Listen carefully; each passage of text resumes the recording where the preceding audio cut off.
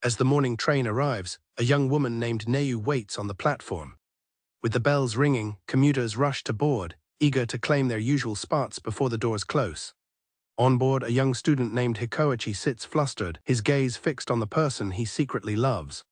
On the 6:38 a.m. commuter train to Manhwa, Hikoi sits next to the girl he sees every day but whose name he still does not know, wondering if today will be the day he finally speaks to her. At 6:58 a.m. on a weekday, Hikoi boards his usual train to Manhwa and sees that familiar face. It is the girl from a different school whose name he does not even know, yet she always gets on the same train. To his surprise, she is sitting right next to him today, and while he imagines asking for her name, the words never come. Unbeknownst to them, a group of regular passengers has been watching their silent drama unfold, a secret love story playing out on the daily commute. Before he knew it, these days had begun. 4 months ago, Hikoi first noticed Neu and her Rikudo high school uniform.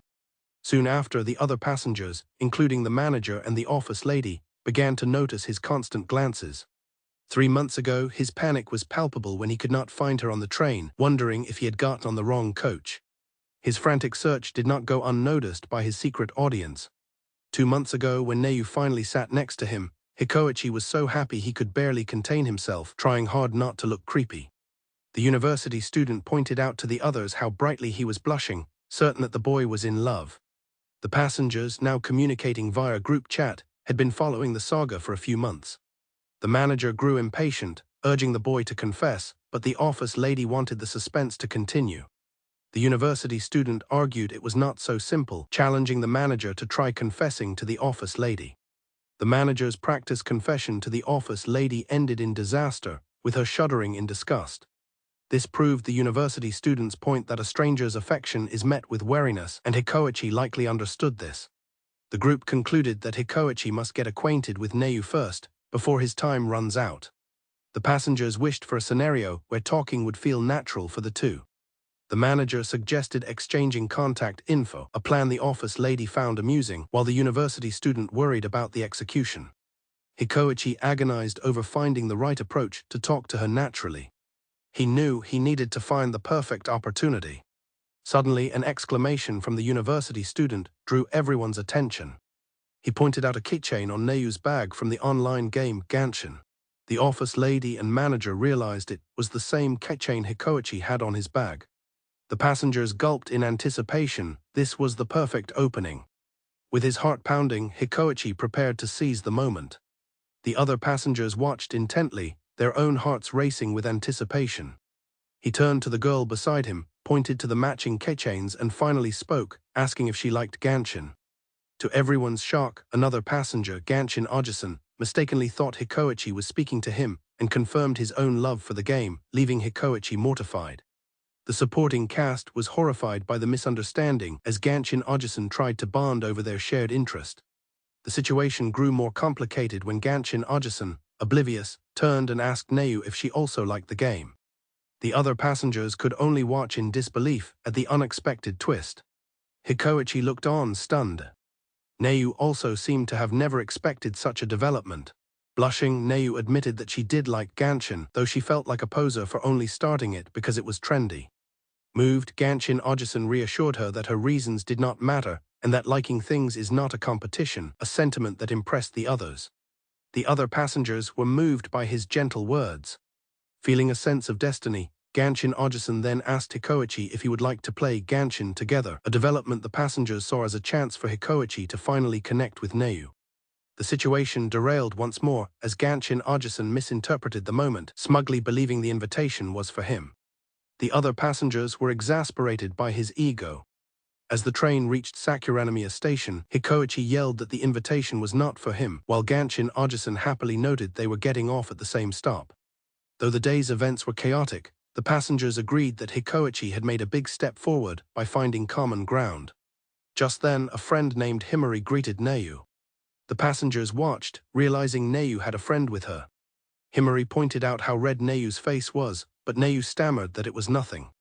Flustered and embarrassed, Neu confessed to herself how excited she had been at the thought of someone talking to her and being able to play games with them. As Hikoi disembarked, the passengers saw he had gotten some contact info, but were left wondering whose, thus continuing the story of their supportive meddling. On the morning train, Hikoichi is flustered to find himself sitting next to Neu once again. After their last strange encounter, he thought she would never sit near him again. He tries to rationalize it as a coincidence, telling himself she probably just took the most convenient empty seat. Even though he knows it's impossible, he can't help but hope for another reason. Hikoichi sinks into self-doubt, wondering who would ever want to sit next to him. He feels it's too early for him to confess anything. Unbeknownst to him, Neu is lost in her own thoughts, still embarrassed from their last interaction where she got her hopes up about playing games with him.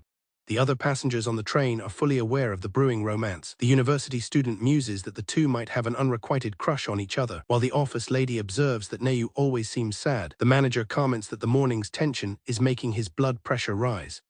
The university student struggles to believe the situation is a simple misunderstanding. The office lady insists it's not the case, but the university student speculates they were mistaken about Neu's feelings. He compares it to the awkwardness of thinking someone is waving at you when they're greeting the person behind you, suggesting Neu's embarrassment might have been just that. He figures Hikoichi must be torn between hope and resignation. It's a familiar feeling for many men. The passengers feel the emotional weight of the situation, with the manager and university student looking heartbroken on Hikoichi's behalf. However, the manager quickly dismisses the idea of a misunderstanding, saying the students' interactions are like a perfect cup of tea that warms his heart. The office lady agrees, adding that it must take a lot of courage for Neu to sit next to him every day and that she hopes Hikoichi will notice. The university student is struck by a realization: sitting next to each other every day must be a sign of affection. This prompts the manager and office lady to nervously deny any similar intentions in their own interactions. The discussion spirals as the office lady worries the same logic could apply to Hikoichi, while the university student hopes for mutual, unrequited love. Fed up, the manager begs them to stop the analysis. The office lady concedes that it might be too good to be true, and she could be wrong. The office lady exclaims that love is full of misunderstandings, and she desperately wants to be wrong in her doubts, with the university student agreeing passionately. The university student finds Hikoichi easy to read, but wonders about Neu's true feelings. Meanwhile, the manager resolves to come to the rescue. Unheard by everyone, Neu quietly laments to herself, feeling like a loser. Both students are lost in their own anxieties. Neu feels she can't confess, while Hikoichi thinks her excitement was just a coincidence. He feels he doesn't know what to do, wishing he were as cool or funny as his peers. Meanwhile, Neu wonders if she's still just a strange passenger to him. Despite his weakness, Hikoichi resolves that he wants the courage to find out the truth. Just then, the passengers notice something new in the train window's reflection, what looks like a note between Neu's hand and her book. Leaning slightly, Hikoichi focuses on the reflection. He wonders what she's thinking as he sees the note tucked into her book, which reads, "I also like you." Hikoichi is stunned, his mind reeling from the revelation. As he stares, the words "I also like you" seem to hang in the air, a fact confirmed by the equally shocked passengers. The moment shatters as it's revealed the note was actually the cover of a popular romance novel. The manager holds up his own copy, while Hikoichi and the other passengers stare in disbelief at the misunderstanding. Hikoichi is mortified, realizing he almost got it all wrong, while the office lady scolds the manager for getting so excited over a romance novel. The university student points out how ridiculous it is to assume everyone reading that book is confessing their love. Chastened, Hikoichi realizes she's just a girl from another school, and decides he has to stop fantasizing. He resolves to think of a way to get her contact information and actually talk to her. Neu explains that the book she is reading is a very popular love story. Later at school, Neu's friend Himry greets her, noticing she's absorbed in a novel again. She explains it's about a man and a woman who sit next to each other on the train to school every morning. Neu recalls a time Hikoichi helped her on the train when she felt sick, a moment that was very special to her. She reflects that before she even spoke to him, she found herself becoming more and more attracted to him. When asked if that happened in the book, Neu clarifies that it happened to the main character, not her. Her friend doubts that scene was in the novel, but Neu confirms it was. Absently clutching her book, Neu thinks to herself that unlike in the novels, she's the one who is very conscious of him. Meanwhile, the passengers, having met up after their commute, are still eagerly debating the drama, wondering if she loves the boy or not. He frets over his forgotten English homework, knowing he'll fail if he doesn't finish it. But despite his exhaustion, he vows to make it to the usual train on time, no matter how sleep-deprived he becomes. The morning train rattles along, its cars filled with the usual commuters. Among them are the familiar faces of the manager, the office lady, and the university student, all observing the scene with great interest. As the train continues its journey, an exhausted Hikoi dozes off. To Neyu's utter shock, his head slumps over, coming to rest directly on her shoulder. Hikoi jolts awake with a start, realizing with horror that he was leaning on Neu. He stammers an apology while his mind races, desperately hoping he didn't drool. Neu, meanwhile, is just as flustered, her heart pounding. The other passengers watch the bittersweet scene unfold. Hikoi is mortified, terrified that his actions have made him a nuisance and that she'll never sit next to him again. He slaps his face, trying to force himself to stay awake. Determined not to fall asleep on her again, Hikoi fights to stay upright. The spectating passengers are comically dismayed. They silently urge him to lean on her shoulder just one more time. But as he loses his balance and nods off, he begins to lean away from her. Snapping awake again, Hikoi realizes he's zoned out but is relieved he didn't lean on her. He understands that the comfortable sunlight and the train's gentle rocking are making him sleepy. He has a sudden epiphany. Maybe the problem is that he's trying too hard to stay awake. Having figured it out, Hikoi decides to just lean against the window and sleep, sending the other passengers into an uproar. The university student argues for proper manners, while the others want the romance to continue. The office lady laments the loss of nourishment that can only be gained from watching innocent boys and girls getting flustered. The university student reassures the others, explaining they just need to wait for the right moment. He reveals his plan hinges on a single keyword, centrifugal force. He points out that after the upcoming tunnel, the train will hit one of the sharpest curves on the line, and the manager realizes what he's planning. The university student explains that the train's centrifugal force will make the sleeping Hikoichi's contact with Neu predestined. As the train enters the tunnel, the passengers can feel the G-force building, anticipating the outcome. As the train rumbles and clatters through the sharp curve, Hikoichi's sleeping body lifts and sways with the motion of the train. He leans directly towards Neu once more, and the onlookers cheer internally for the plan's success. The force of the turn is so strong that even the other passengers are thrown off balance, swaying along with the train. Amid the chaos, Hikoi bumps into Neu again, jolting awake to apologize for the second time. After the commotion, Hikoi is mortified, convinced he's completely messed up. He worries that she must hate him for being a nuisance and won't sit next to him tomorrow. Lost in his thoughts, he almost misses his stop. As Hikoi spirals in his thoughts, Neu gently gets his attention, pointing out that they've arrived at Sakuranamiya station and asking if he isn't getting off. Hikoi is left stunned into silence. Hikoi scrambles off the train, his mind racing. As the doors close, Neu hides her face behind her book, her own heart pounding. He can't believe she spoke to him for the first time. She wonders if he realized she knew it was his stop and worries he might think she's creepy. They both arrive at the same conclusion. It's not weird to know the stop of someone you see every day. Hikoi is overcome with happiness that she knew where he got off. The other passengers, having witnessed the exchange, are ecstatic, with the office lady frantically asking if anyone managed to record the precious moment. Hikoichi's morning starts with a lucky horoscope for his star sign, Cancer, predicting he'll get closer to the person beside him if he musters his courage. Fueled by this premonition, he rushes to the train, feeling a strong hunch that something is about to happen, a sentiment shared by the regular passengers who also sense something different in the air. Aboard the train, Neu is also filled with a sense of anticipation, hiding her blush behind a book.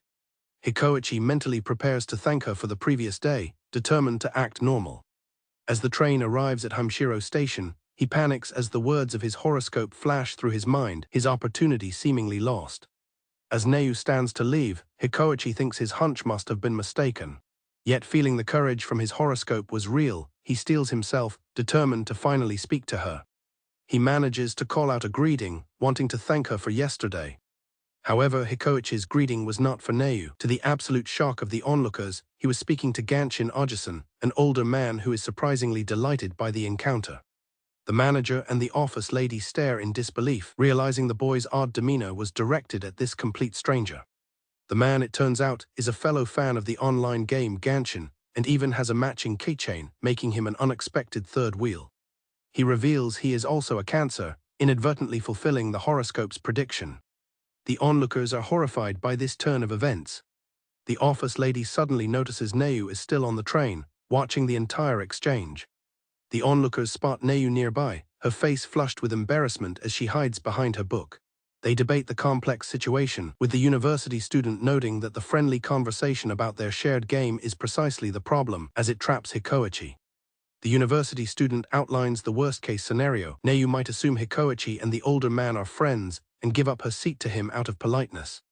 This conjures a horrifying vision for the passengers, Gansin Ojisan becoming Hikoichi's permanent train companion, ending their romantic spectating for good. While Gansin Ojisan animatedly discusses the game, Hikoichi gets drawn into the conversation, much to the onlookers' dismay. They see Neu trembling, assuming it's out of fear of losing her spot. In reality, she's a fellow fan who can't contain her own excitement, blurting out her agreement before becoming flustered. Hikoichi is overjoyed, feeling like he's finally able to share his passion and that it's almost like a confession. Meanwhile, Neu continues to tremble with the unexpressed desire to join their conversation, a chance that seems to be slipping away. Neu's inner turmoil is palpable, but the onlookers misinterpret her agitation as anger over the game-centric conversation. Hikoichi, completely lost in his enthusiastic discussion with Gansin Ojisan, remains oblivious. Neu peeks at him, wistfully thinking how nice it must be to talk so freely about something you love. Neu wonders whether she should continue watching from afar. Gansin Ojisan makes a friendly suggestion to play their game together sometime. He follows this up with a question that makes the spectating passengers gasp in unison. Gansin Ojisan asks Hikoichi if he always takes this train, offering to match schedules in the future. The onlookers are horrified, realizing that Hikoichi's answer could mean the end of their daily observations of the budding romance, with the older man taking Neu's potential spot forever. The choice falls to Hikoichi, who stands at a metaphorical crossroads between Neu and Gansin Ojisan. But before he can respond, Neu seizes the moment, looking at him and firmly declaring that yes, she takes this train every morning at this time. Her sudden, bold declaration leaves both her and Hikoichi completely stunned and speechless, the air thick with the weight of her words. The truth comes out when the office lady confirms that Gansin Ojisan isn't a daily rider either. The realization that she just blurted out a lie leaves Neu utterly mortified. The onlookers are ecstatic, celebrating Gansin Ojisan as a divine intervention who, despite the chaos, managed to grant their wishes. The next day, however, Neu is so overwhelmed by embarrassment that she can't bring herself to sit near Hikoichi, leaving them feeling even more distant than before. A palpable tension fills the train. Hikoichi and Neu sit together, both visibly flustered and unable to speak. The other regular passengers watch on, all sensing the charged atmosphere and thinking the exact same thing. The morning's tension is suddenly interrupted by the alluring smell of a sausage egg muffin. The train's regular onlookers immediately take notice, with the office lady wondering who brought it, the university student appreciating the aroma, and the manager cryptically suggesting they won't have to search for the culprit. The office lady complains that the smell is distracting her from watching the two students. The manager jokes that Hikoichi and Neu must be worried about their food getting cold. The onlookers are suddenly struck by a thought. Puzzled, the university student wonders why the smell is making Hikoichi and Neu so agitated. Suddenly, a loud growl echoes through the carriage, startling Hikoichi and Neu. The onlookers are equally shocked by the sudden, embarrassing noise. Neu panics, realizing she is sitting right next to him. Hikoichi is also mortified, wondering if he was the source of the noise. Thankfully, the noise came from another passenger in front of them. The close call leaves Neu regretting her diet, wishing she had eaten a proper breakfast. Hikoichi is also flustered, thinking how embarrassing it would be if his own stomach growled in front of her. The university student has a sudden realization. They're both terrified of their own stomachs growling in front of the other. The onlookers are thrilled by this new development, with the university student finding it bittersweet. The office lady declares that they must focus all their senses, not just watching but listening intently. The manager eagerly agrees, and the group's focus intensifies. The onlookers suddenly clutch their stomachs in pain. The office lady realizes they aren't immune to the temptation of the breakfast sandwich. She likens them to an audience that must not disrupt the performance on stage with their own rumbling stomachs. As the smell begins to fade, the manager panics, and the university student admits he's getting hungry too. Hikoichi, meanwhile, hopes he can hold on. The collective hunger intensifies, with thoughts turning to a lunchtime meal of a teriyaki burger, fries, and a cola. The manager can't take it anymore, while the university student tries to keep everyone's imaginations in check. Neu is determined not to let her stomach growl. Desperate, she rustles through her bag, hoping to find something to eat. Neu pulls out a pack of gummies, which the onlookers see as the perfect solution. To her horror, the bag is empty, and the onlookers are devastated for her. Hikoi contemplates opening his own lunchbox, but the others warn him against becoming the new source of a tempting smell. Thankfully, the train arrives at Kokubo station, and the passenger with the lunch menu gets off. Hikoi breathes a sigh of relief. The passengers let out a collective cry of despair. A new, even more powerful scent fills the air. Someone has brought curry on board. The passengers are in agony, with the office lady calling the situation pure violence. The university student notes that it has become a battle of endurance to see whose stomach will growl first, while Neu panics, feeling herself losing the fight against the spicy smell. The manager looks on, concerned. The manager begins to question their passive observation, asking if they should really just leave things like this. He wonders if simply accepting it as no big deal is just an adult's reasoning. He reflects that they wanted to witness a bashful romance, not see the two students utterly humiliated. The manager decides they must intervene, reminding the others that they are adults first and spectators second. The university student and office lady agree, admitting they got carried away. The manager concludes that as adults, their duty is to extend a helping hand and communicate with the suffering children. His grand plan is to offer them his own breakfast sandwich, but the office lady and university student are horrified, exclaiming that there's no way they would accept food from a stranger. The manager is revealed to be the source of the breakfast smell all along, much to the annoyance of the others. As they argue, their bickering is interrupted by the sound of Hikoi and Neu's stomachs growling in unison. The whole train is filled with stomach noises. In that moment, no words were needed between them. The tension finally breaks. Hikoi covers his mouth in embarrassment, but he sees Neu chuckling and feels a sense of unity in their shared predicament. Later, the local fast food and curry restaurants are bustling with customers as the hungry passengers finally get their meal. An announcement asks passengers at Himry station to mind the gap as they board the train. Hikoi helps an elderly woman with her luggage, and she thanks him for his kindness. Neu looks on with a surprised expression. Seeing Neu looking unsteady, Hikoi asks if she is all right and can make it to a seat. An older man observes Hikoi and Neu standing together, noting that they're the same as always. The train begins to pull away from the station. The train car is packed with other commuters. Hikoi thinks to himself that he wasn't able to sit next to Neu today. However, he decides it's nice standing next to her for a change, as he usually only sees her from the side. Hikoi glances at Neu's reflection in the window, his heart skipping a beat. He flinches away, startled by the sudden lurch of the train. He clutches his face, thinking that was a close call and he almost got caught staring. Neu also seems flustered by the sudden movement. The onlookers observe the scene, with the university student noting the desire to look without being noticed and the office lady agreeing, especially when it's someone you like. The manager asks for details, so the office lady and the university student decide to give him a play-by-play of the scene. The onlookers agree to be careful, as they are not face-to-face with the students. Hikoi and Neu both think they need to control their expressions so they don't get caught stealing glances. Hikoi reflects that it's natural for Neu to be so petite since she's a girl. Through the window's reflection, they are acutely aware of their height difference. Neu blushes as she notices Hikoichi's broad shoulders and strong hands, thinking he really is a boy. Gansin blushes, thinking that watching the two of them brings back memories. His sudden noise startles Hikoi and Neu. The other onlookers are shocked and annoyed by his interruption, wondering why the old man is getting involved. The onlookers continue their commentary, with the manager insisting Hikoi and Neu haven't noticed him, and the university student judging from their body language that they haven't noticed anything.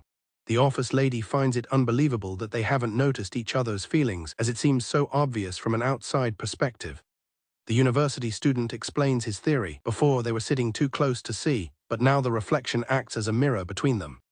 He fervently believes that this means today is the day they will finally realize each other's feelings. The university student shouts at the others to watch their expressions, startling the office lady and the manager. The onlookers panic, realizing the two students looked away just as things were getting interesting. Hikoi is horrified, realizing he saw her in the reflection, turned away, and then met her eyes right next to him.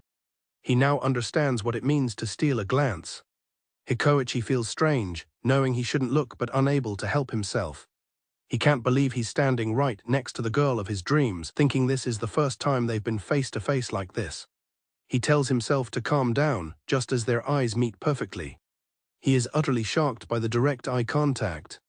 The university student also sees it happen and is taken aback. Hikoi is shocked, wondering if this means Neu was watching him as well. The onlookers are in an uproar, with the office lady wondering if this is finally it, the university student trying to rationalize it, and the manager desperate for information. As his heart pounds, Hikoi wonders if Neu is still staring at him, but then realizes with a shock that she's not looking at him. The onlookers are confused, sensing something is wrong. Everyone finally sees what Neu was looking at, a giant praying mantis perched above the manager's head. The manager senses something is above him, while the others look on in horror. The onlookers react to the bug, with the office lady telling everyone not to move and the manager asking what kind of creature it is. Hikoi realizes she was just staring at the praying mantis, while the male onlookers get excited about the magnificent bug, much to the office lady's confusion. Hikoi sighs, thinking that in the end, it was just another misunderstanding. The elderly woman thanks Hikoi for his help, saying her stop is next. The elderly woman tells Hikoi and Neu that they can sit together now that she's leaving, causing Hikoi to blush and wonder why she thinks they are a couple. As Hikoi reels from the misunderstanding, Neu stifles a laugh and apologizes, saying it's nothing.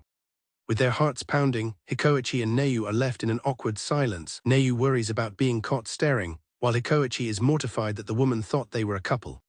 The manager boasts that with sunglasses, no one can tell where he's looking, but the office lady retorts that he's just drawing more attention to himself. Aboard the train, a lively conversation between two elementary school girls about crushes catches the attention of the other passengers. One girl teases her friend Okyu-chan about being moved to the seat next to a boy named Kazama, noting how red her face has become. Flustered, Okyu-chan insists it's only because of her bad eyesight that she was moved to the front, not for any other reason. Listening in, Hikoi can't help but smile, recognizing the familiar excitement of young love. Neu giggles softly, recalling how a classmate once asked to switch seats with her for a similar reason back in elementary school. The office lady remarks on the heartwarming nature of first love, noting how just hearing a crush's name can make one's face turn scarlet. She then cheekily adds that Hikoi and Neu's faces usually look like that anyway.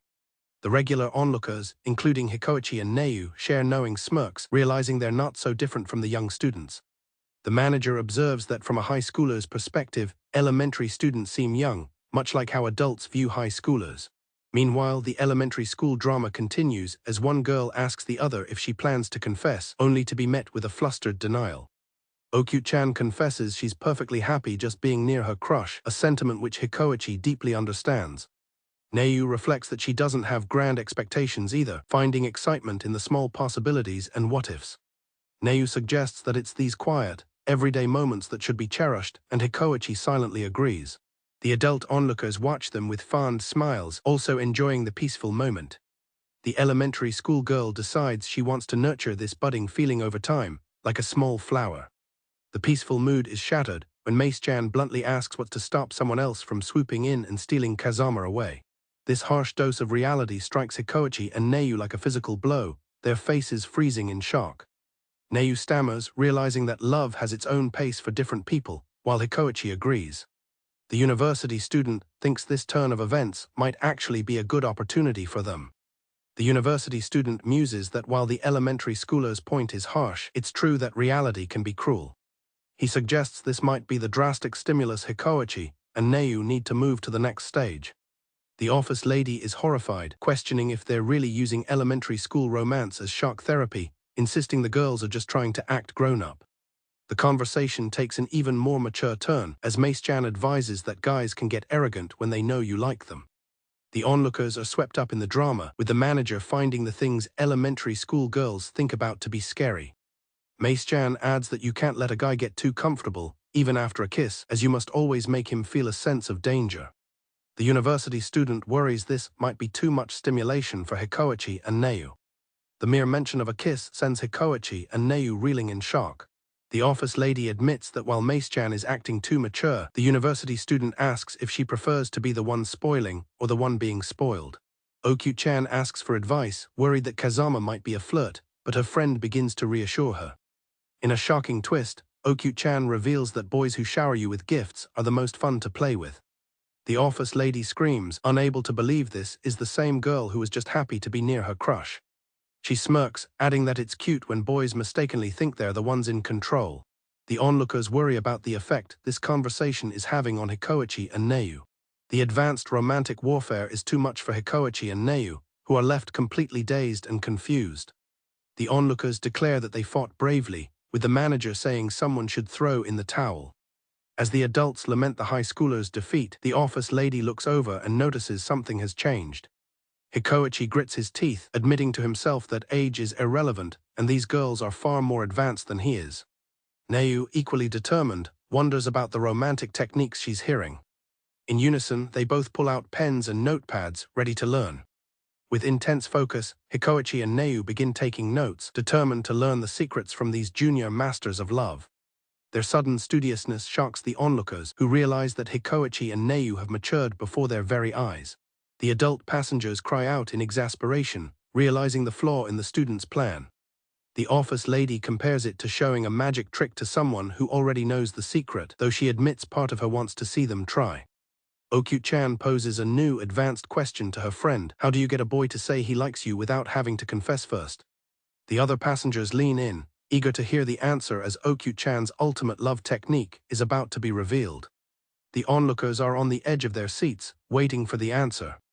The grand technique is revealed. When she was on lunch duty, she secretly gave Kazama-kun an extra piece of meat. The onlookers sigh, realizing the children haven't grown up at all, but it seems Hikoi and Neu have learned a valuable lesson about taking small steps. On the train, Hikoi and Neu find themselves sitting next to each other for the first time in a week, their hearts pounding nervously. The manager and the office lady are thrilled by this development, noting the excitement that has been building all week. As the train stops at Higashihamshiro Station, a man hastily gets off, bumping into another passenger. The sudden commotion startles Hikoi and Neu. The other regular passengers also look on in surprise. The office lady and the manager spot a phone left on the seat by the man who just departed. While other passengers try to call out to the man in the gray hoodie, he doesn't seem to notice the commotion. Neu realizes she needs to grab the phone quickly and chase after him. Hikoi springs into action with the same determined idea. Hikoi rushes off the train and successfully returns the forgotten phone to its owner. The watching passengers are thrilled with his heroic play, and Hikoi beams with pride as the train doors begin to close. As he waves goodbye, the doors hiss shut. The office lady looks on in confusion. Hikoi is left stranded on the platform as the train pulls away. The other passengers cry out in dismay as they realize Hikoi has been left behind. The office lady calls it a sad turn of events, while the university student remarks that he'll never forget the boy's bewildered expression as the train pulled away. The passengers observe that Neu seems pretty lonely now, just when she finally got to sit next to the boy. Neu wonders if he's waiting for the next train. Stranded on the platform, Hikoi berates himself for getting off, lamenting the missed opportunity after so long. He accepts that it couldn't be helped and resolves that tomorrow he will definitely succeed. The next day, Hikoichi's plans are thwarted when Gansin Ojisan takes the seat next to him. The office lady expresses the group's frustration at this interruption. Despite their annoyance, the passengers can't help but notice how genuine and amazing Gansin Ojisan's smile is when he talks to Hikoi. The passengers wish Hikoi could do something to save the seat for the girl, but the university student points out that reserving seats isn't allowed. Hikoi feels selfishly disappointed that it's not Neu sitting next to him, even though he knows Gansin Ojisan did nothing wrong. Determined, Hikoi decides to switch gears, realizing the only thing he can control is his own seat. He resolves to leave home super early the next day to improve his chances of sitting next to her. Tomorrow, no matter what, he will try again. His goal is to get a seat next to her, but he finds there is only one empty seat, which complicates things when a group of elderly fans boards the train. The elderly fans debate who should take the seat, with one mentioning he's just had surgery, putting Hikoi in a difficult position. Being the kind person he is, Hikoi offers his seat to one of the elderly men, much to the dismay of the manager. The passengers debate whether the elderly men truly needed the seat, given they're dressed for a concert. The office lady feels it was like daylight robbery, but the university student sees it as a very boy-like thing to do. The university student hopes Hikoichi's kindness and lack of assertiveness don't become a fatal flaw in his romantic life. Later at school, Hikoi tells his friends about the incident and they suggest he should have just ignored them. His friend tells him he's way too nice and that he would have picked the girl every time. Hikoi admits that he's not too nice and was torn at the time. He couldn't do it because he was worried Neu might be watching and he didn't want her to think he wasn't cool. His friend Kirishima argues that giving up his seat was a cool, gentlemanly thing to do. Hikoichi's thoughts drift to the sheer scale of his daily commute, wondering how many people ride his train in total. He considers how many people pass through his station in a single day. He realizes that he and Neu are just two individuals amongst a massive crowd. This thought makes him feel a bit impatient. Their encounters are pure chance, he doesn't even know her name and he knows that one day she could just stop showing up. He wonders what he's waiting for. A voice in his mind advises him to just be patient. Hikoi knows there's not much he can do but wait for her to get on at Suomi Station, 3 stops away from his own. He's doing his absolute best, just trying to be himself and not feel embarrassed whenever he sees her. Today, he just has to wait for those doors to open as she approaches his seat. He waits, hoping today is the day she finally sits next to him again. As Neu takes the seat beside him, both are flustered, and the onlooking passengers celebrate that she finally got the seat. Hikoi feels like it's been an eternity and starts sweating like crazy. The other passengers recognize that the moment has finally arrived, but they agree they can't let their guard down after what happened recently. The manager agrees, stating that while they will not interfere, other passengers are a different story. The office lady and the university student resolve to make sure nothing happens and that the two can enjoy their time together. The regular passengers stand guard, ready for a battle. They fiercely declare that if any other passengers get in the way of Hikoi and Neu, they will deal with them themselves. Hikoi and Neu are acutely aware of each other's presence, their hearts thumping loudly in the quiet train car. After a long break, they are finally sitting together again, and their dedicated observers are determined to let this moment last forever. The manager confidently declares his readiness to protect the couple, but the university student questions how exactly they plan to do that. The university student's practical question leaves the others flustered, realizing the difficulty of their self-appointed task. Meanwhile, the protection squad debates their strategy, with the university student complaining that the others are acting like unreasonable part-time job managers. The accidental touch makes both Hikoi and Neu jump in surprise. Neu is mortified, feeling far more aware of him than usual. Hikoichi's heart pounds in his chest, and he desperately hopes she can't hear it. Neu thinks that perhaps it's a good thing they attend different schools. For Hikoi, the simple act of being next to her is almost too much to handle. Both wonder what will happen next, with Neu imagining what it would be like if he suddenly called her by name. The protection squad observes them with fierce determination, steeling themselves for what's to come. The manager rallies the troops, declaring that this is no time for weakness. The office lady realizes with horror that the clumsy man is the same one from the other day, just as he's about to get off at a Satsuyu station. The man's belongings spill everywhere, and the university student calls him a nightmare. The squad screams in horror, knowing they have to pick everything up before Hikoi does. The clumsy passenger panics as the squad scrambles to return his planner and lip balm. As they both reach for the pen, their fingers make contact. They stare at the pen on the floor, momentarily frozen after the touch. Hikoi and Neu are both beet red from the unexpected contact. The clumsy man, oblivious, confirms he has everything, while the squad proudly announces the area is clear. The office lady believes they are safe until the next station now that the careless guy is gone. Her relief quickly turns to dread as a new problem appears. A seat-stealing old man complaining about his bad knee gets on the train, immediately creating a new conflict. The protection squad panics, realizing they have no seats to offer the man who is heading straight for the couple. To everyone's surprise, 2 men raise their hands and offer their seats to the grumpy man. The old man kindly accepts, and the office lady realizes she recognizes these unexpected allies. The university student feels relieved, thinking that with more allies no one can get in the way. Their relief is short-lived as Gansin guy stomps into the carriage, sending the squad into a fresh panic. Another passenger strikes up a conversation with Gansin Ojason over a shared interest, neutralizing the threat and revealing himself as another ally. The office lady and university student are thrilled to see another comrade, Kirishima, has appeared, thinking they can finally relax. Hikoi and Neu are startled to hear the announcement for Sakuranamiya Station. The squad groans in unison, realizing they've somehow made it safely, but their mission is ending. Hikoichi laments that he has to get off now. The manager is aghast that all their effort was for such a fleeting moment. As the train arrives at the station, Neu spots a student ID left on the seat. She looks at it, confused, as the university student wonders what it is. The office lady and university student gasp, realizing it might be Hikoichi's. The protection squad watches in horror as he leaves. He politely excuses himself and walks onto the platform. Neu gets off the train to stop Hikoichi, and they face each other on the platform while the protection squad watches excitedly from inside. Hikoichi is speechless. Neu is equally shocked and confused by the sudden turn of events. Hikoichi approaches and tells Neu that she dropped her student ID. He awkwardly thanks her as he returns the ID. She bashfully replies that it was no problem. Neu's friend calls out to her, snapping them both out of their daze. Panicked, Neu realizes she must get on the train immediately. Hikoichi is left behind on the platform as the train departs. The manager is overjoyed, and the university student tries to calm him down. The squad taps excitedly on the train window as it pulls away.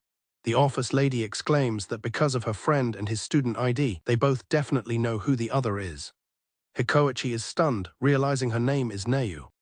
Neu is overcome with emotion, realizing his name is Hikoichi. A flustered Hikoichi realizes the girl he sees every morning is named Neu. Meanwhile, Neu shyly processes that the boy from the train is named Hikoichi. The morning commute continues, with Hikoichi and Neu separated by the crowd. Hikoichi glances towards Neu, disappointed that he couldn't get a seat next to her again. He desperately wanted to thank her for her kindness the previous day. At a pub, the trio of onlookers discuss the morning's events. The office lady agrees that what comes next is more important. The manager celebrates what he sees as a major breakthrough for the young couple. Earlier on the train, Hikoichi sits quietly with his friends. His friends react with complete shock to his news. Hikoichi shyly confirms he learned her name, prompting a joyous celebration from the onlookers at the pub. His friends get a bit loud with their excitement, and he tries to quiet them down. His friend can't believe that Hikoichi, of all people, managed to learn her name. Hikoichi explains the situation, recalling how Neu had to jump off the train to return his ID. He remembers the moment, still finding it hard to explain exactly how it all felt. Blushing, Hikoichi admits that learning what kind of person she is has made him very happy. His friends listen intently to his heartfelt confession. Kirishima observes that Hikoichi and Neu seem very similar.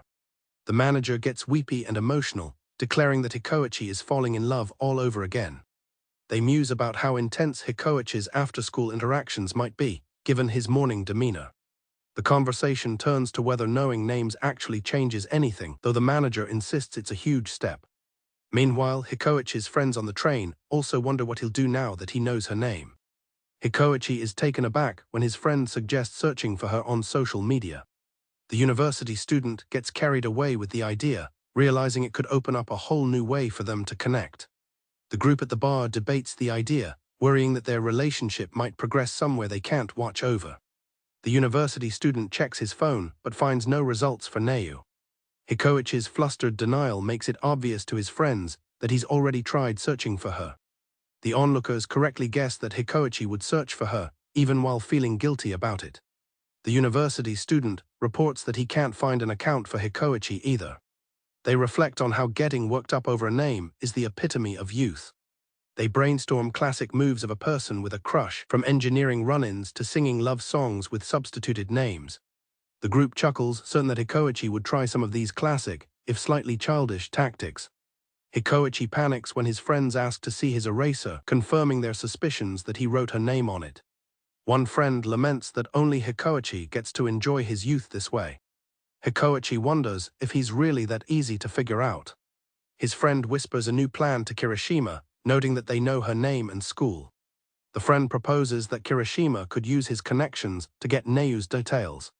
Hikoichi watches on, wondering what his friends are whispering about. The friend doesn't understand why it's a bad idea, but Kirishima compares it to telling a rock climber to just take the stairs. Kirishima believes that Hikoichi should be the one to ask for her details himself when the time is right. The observer decides to just enjoy the show from afar, supporting Hikoichi step by step.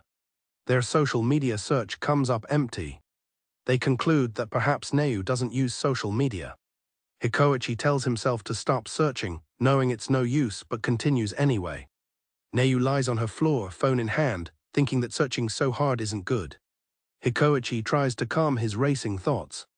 Neu reasons that just because she knows his name, their situation hasn't fundamentally changed.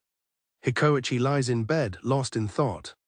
Neu also lies quietly, contemplating the new development. Hikoichi quietly thinks her name, Neu-san. At the same time, Neu thinks his name, Hikoichi-kun. Hikoichi blushes intensely at his own thoughts. Neu is equally flustered and embarrassed. They both internally panic, trying to regain their composure for the next day. The passenger group leaves the bar, the manager still in high spirits. The university student quietly contemplates the future for the young pair. Hikoichi and Neu sit together, silently repeating each other's names in their minds, their hearts secretly connected. The onlookers observe that the two are connected in a way they themselves don't even realize yet. The previous night's festivities resulted in the manager missing his train, but the group is already excited for another round. The rain pours down relentlessly, catching everyone at the station off guard. The regular commuters, including the university student and the manager, grumble about being drenched by the unexpected storm. Neu, equally soaked, rummages through her bag in a panic, wondering if she left her towel in the bathroom. Defeated, she realizes she doesn't even have a handkerchief and is unsure what to do. Hikoichi bravely offers his towel to Neu as the other passengers look on in complete shock at his courageous move. The train rumbles along, carrying the passengers in a tense atmosphere. Neu, hiding under the towel, can't believe what's happening and wonders if she's really using Hikoichi's towel. Hikoichi is equally flustered, realizing he might have done something totally outrageous in the heat of the moment. They both try to rationalize the situation to calm their racing hearts, but their faces burn with embarrassment. The manager, office lady, and university student are moved to tears, blessing the rain for creating such an amazing moment. The manager praises the shy Hikoichi for lending his towel, while the university student notes his surprising smoothness when it counts. The group discusses the next logical step, washing and returning the towel, which the university student points out is a big chance for them.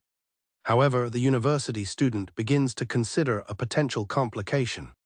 The university student points out a crucial problem: how can she return it if they don't have each other's contact information? He explains that this would require them to arrange a meeting or get an address to send it. The group panics, realizing that Hikoichi is exactly the type of person who would awkwardly tell Neu she doesn't have to return it at all. The office lady and manager reassure themselves, believing that the responsible-looking Neu will return the towel no matter what Hikoichi says. Neu tries to refuse the towel, insisting he's already helped her so much, but Hikoichi gestures for her to take it. She reflects that he's the one who's been helping her, likely returning the favor for her waking him up and returning his student ID. The fact that he remembered those small things makes her happy. As she presses the towel to her face, she suddenly notices it smells like a totally different fabric softener than the one she uses at home. As Hikoichi looks on, Neu deeply inhales the scent of the towel, her mind filled with the thought of it being the smell of Hikoichi's home. Hikoichi is frozen, his eyes wide as he tries to process what he just saw. Neu remains absorbed in the moment, still holding the towel to her face.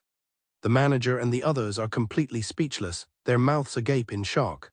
The onlookers erupt in silent chaos, with the office lady and university student asking if Neu was just smelling his towel, and the manager noting Hikoichi's shocked face. Neu is horrified with herself, realizing she just sniffed a towel she borrowed from a boy. Hikoichi questions if he imagined it, wondering if she really just sniffed his towel. The office lady and university student see this as a positive development, a sign that she might be realizing her feelings for him. Neu panics, convinced that Hikoichi caught her, and now thinks she is a total weirdo. Hikoichi is utterly bewildered, trying to understand why she would do that.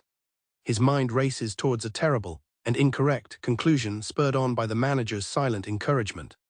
In a moment of pure panic, Hikoichi worries that his towel smells bad.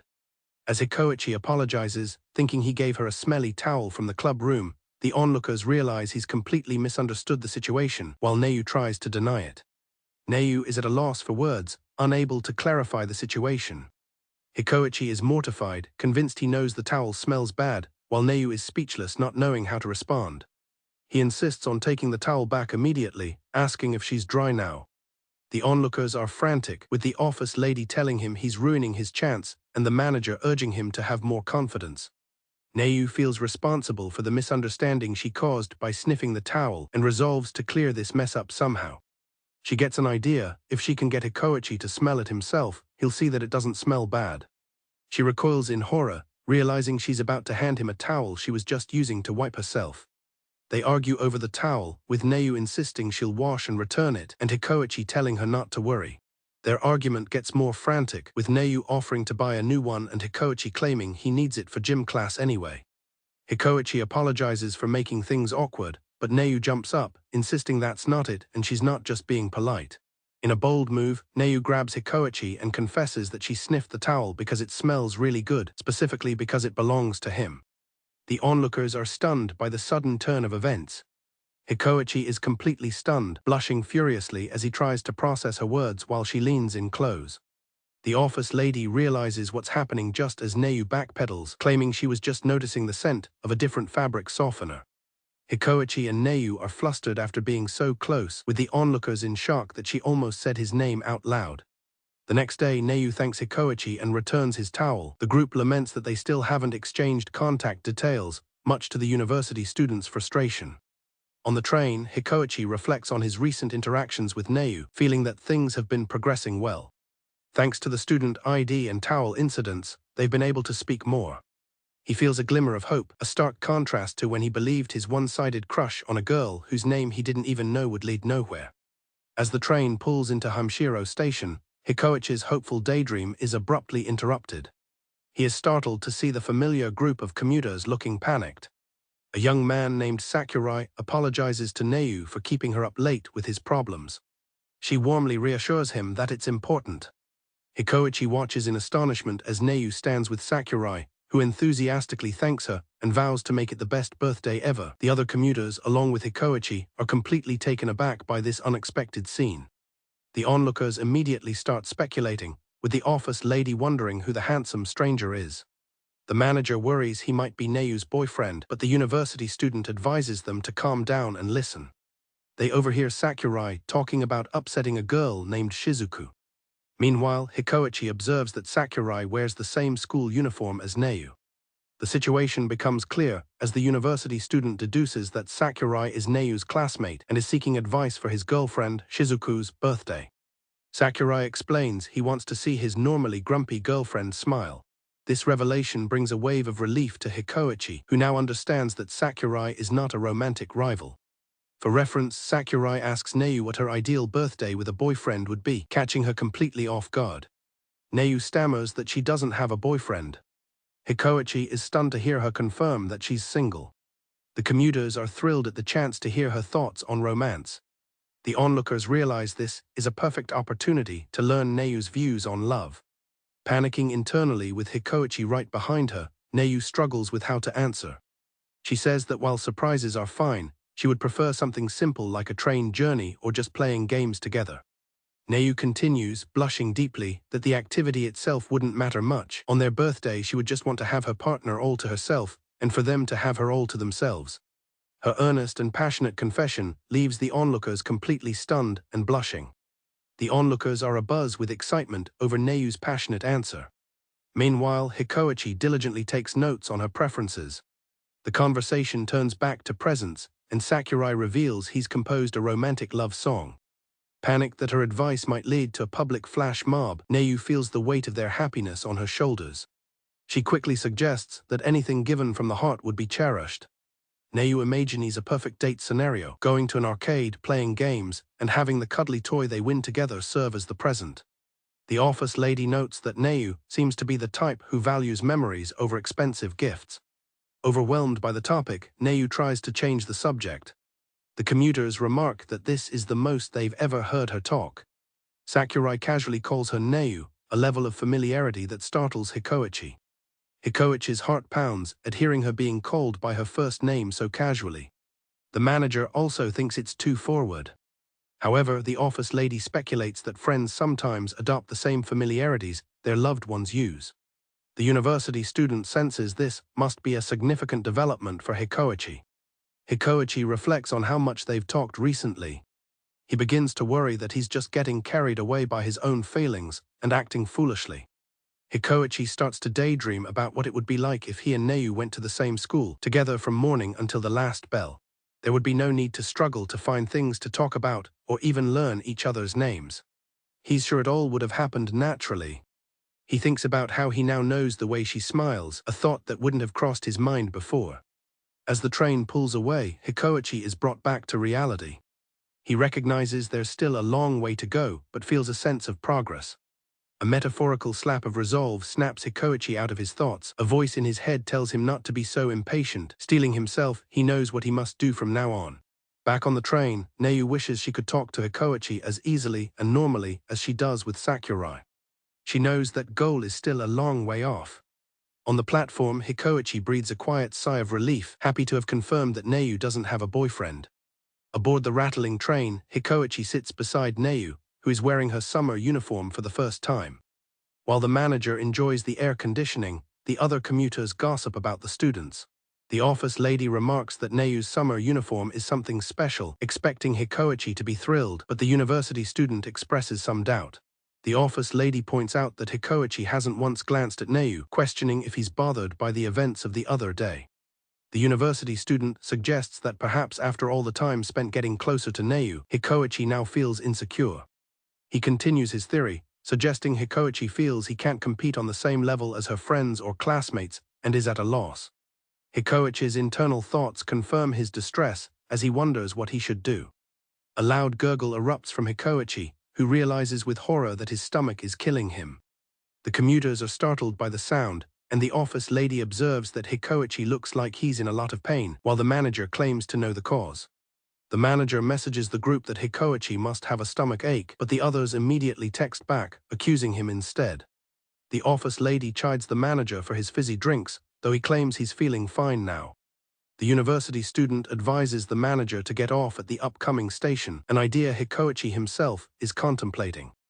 Hikoichi steels himself, determined to stay on the train just to see Neu's summer uniform, a decision that shocks the onlookers. As the university student notes Hikoichi is barely holding on, Neu worriedly observes that he looks unwell. The office lady realizes the situation is serious, as Hikoichi isn't even reacting to the girl he's crushing on wearing her summer uniform. She muses on the unique charm of a summer uniform, calling it a symbol of youth. The manager muses about the appeal of the changing seasons and uniforms. He feels that even though everyone wears the same thing, Neu alone seems to shine, a thought that excites him. The university student and office lady tell the manager to stop making grumbling noises, but he protests that they're being cruel. The office lady clarifies that Hikoichi is the one who's actually suffering, trying to warm himself from the cold. Neu notices his shivering and wonders if he's just cold from the strong air conditioning. She wishes she had something to lend him, like a jacket, and thinks about what to do. As she peeks at him, she shyly notes that boys' arms are different from girls'. An idea strikes Neu: she can just stick close to Hikoichi to warm up his arms.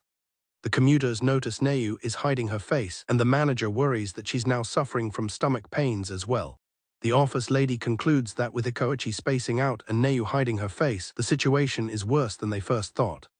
The university student notes that as the train goes in and out of tunnels, the sunlight flickers, affecting Hikoichi's expression. When the sunlight is bright, Hikoichi's face looks calm, and Neu has an idea to warm his seat. But when the light disappears, his face becomes a grimace of pain, and Neu hides her face in embarrassment.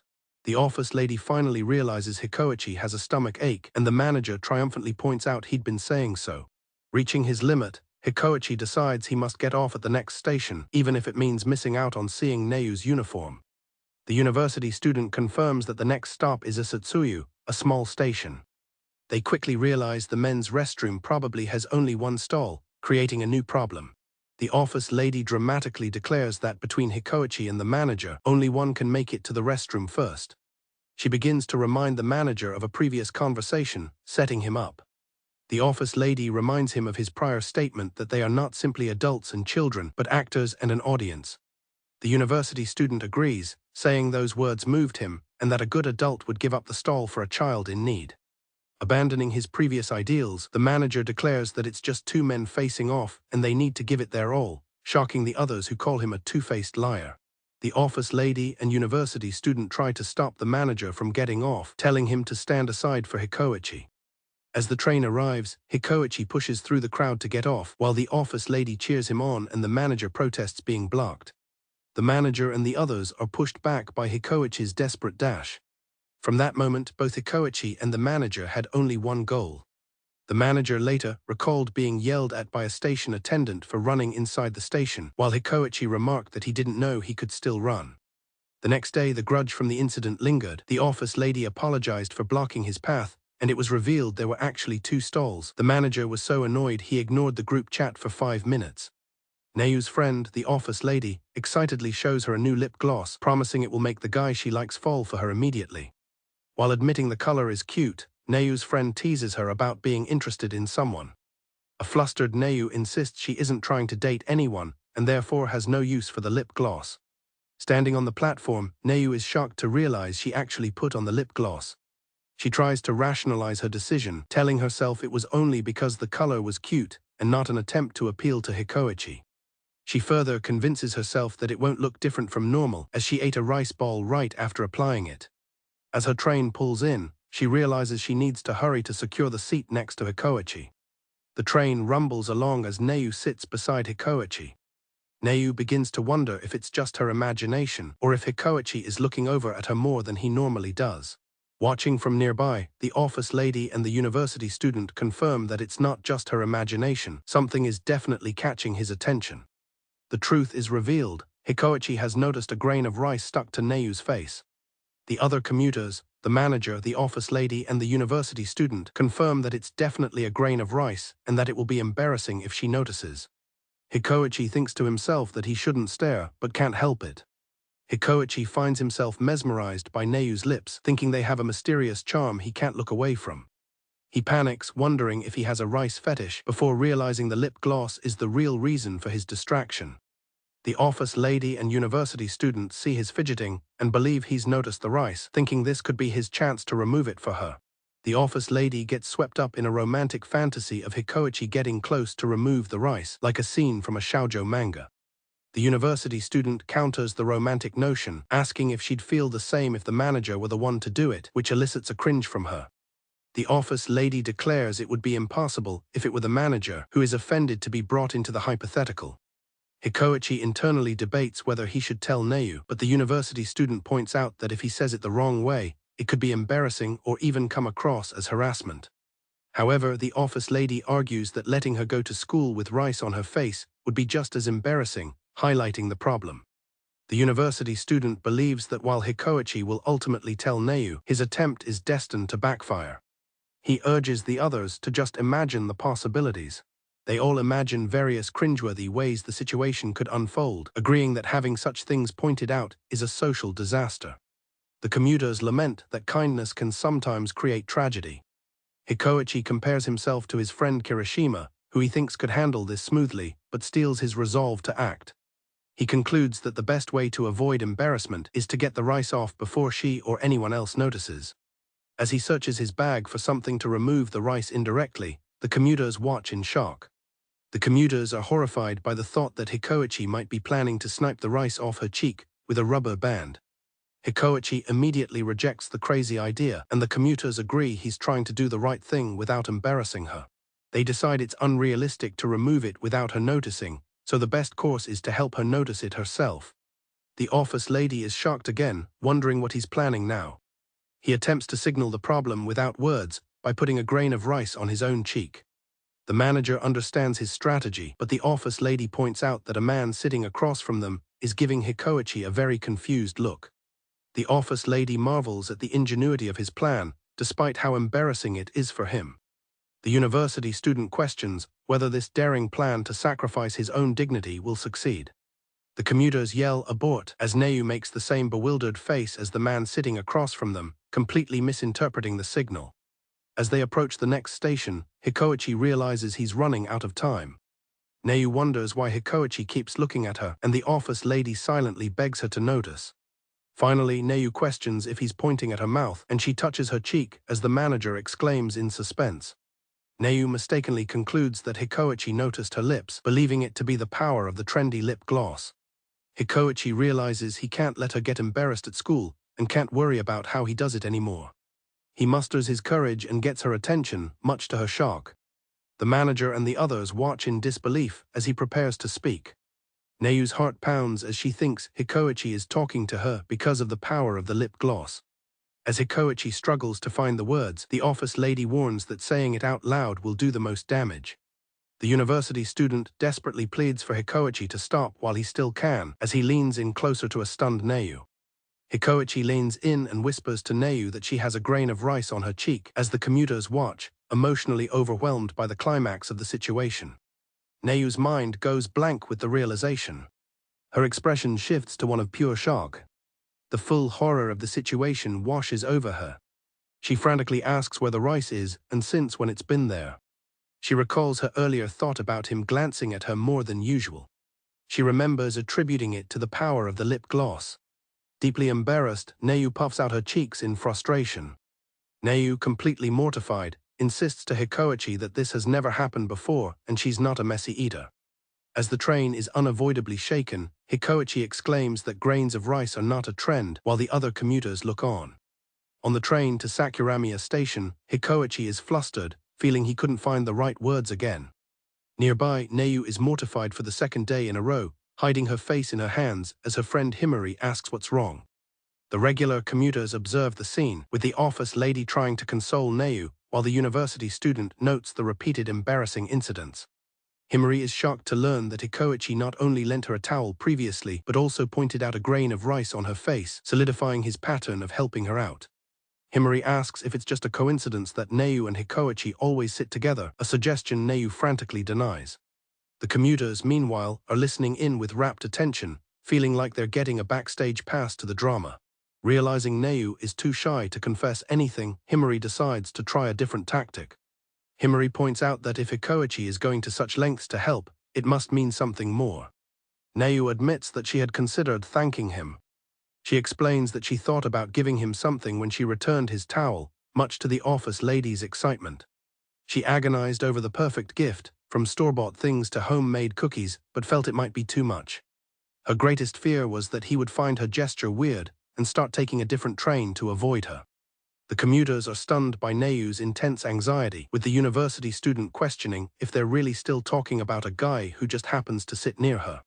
The manager notes they were on the edge of their seats, while the office lady tells Neu she's pretty sure she's in love. The university student wonders if that is truly the case. He speculates that Neu is so shy she might not even be aware of her own feelings and that forcing the issue could backfire. Himry tells Neu that she might not be as slow as she seems and insists that saying thank you is important. She explains that being kind isn't always easy, as people's intentions can be misjudged and even backfire. A person might grow weary and wonder why they should even bother trying to be kind. In those moments, she implies, a simple expression of gratitude can make all the difference. Himry passionately urges Neu to thank Hikoichi for his efforts, declaring he won't stand a chance against such a gesture. The manager exclaims that Himry just dropped a truth bomb, urging Neu to show her gratitude instead of making excuses. The university student confirms he suspected all along that Himry was much more perceptive than she let on, getting the vibe from how she was talking. Inwardly, Himry thinks Neu's embarrassed face is too cute and that she must force the issue since Neu would never ask for advice. She sees this as her chance to push things forward with cunning logic while Neu is in a fragile state.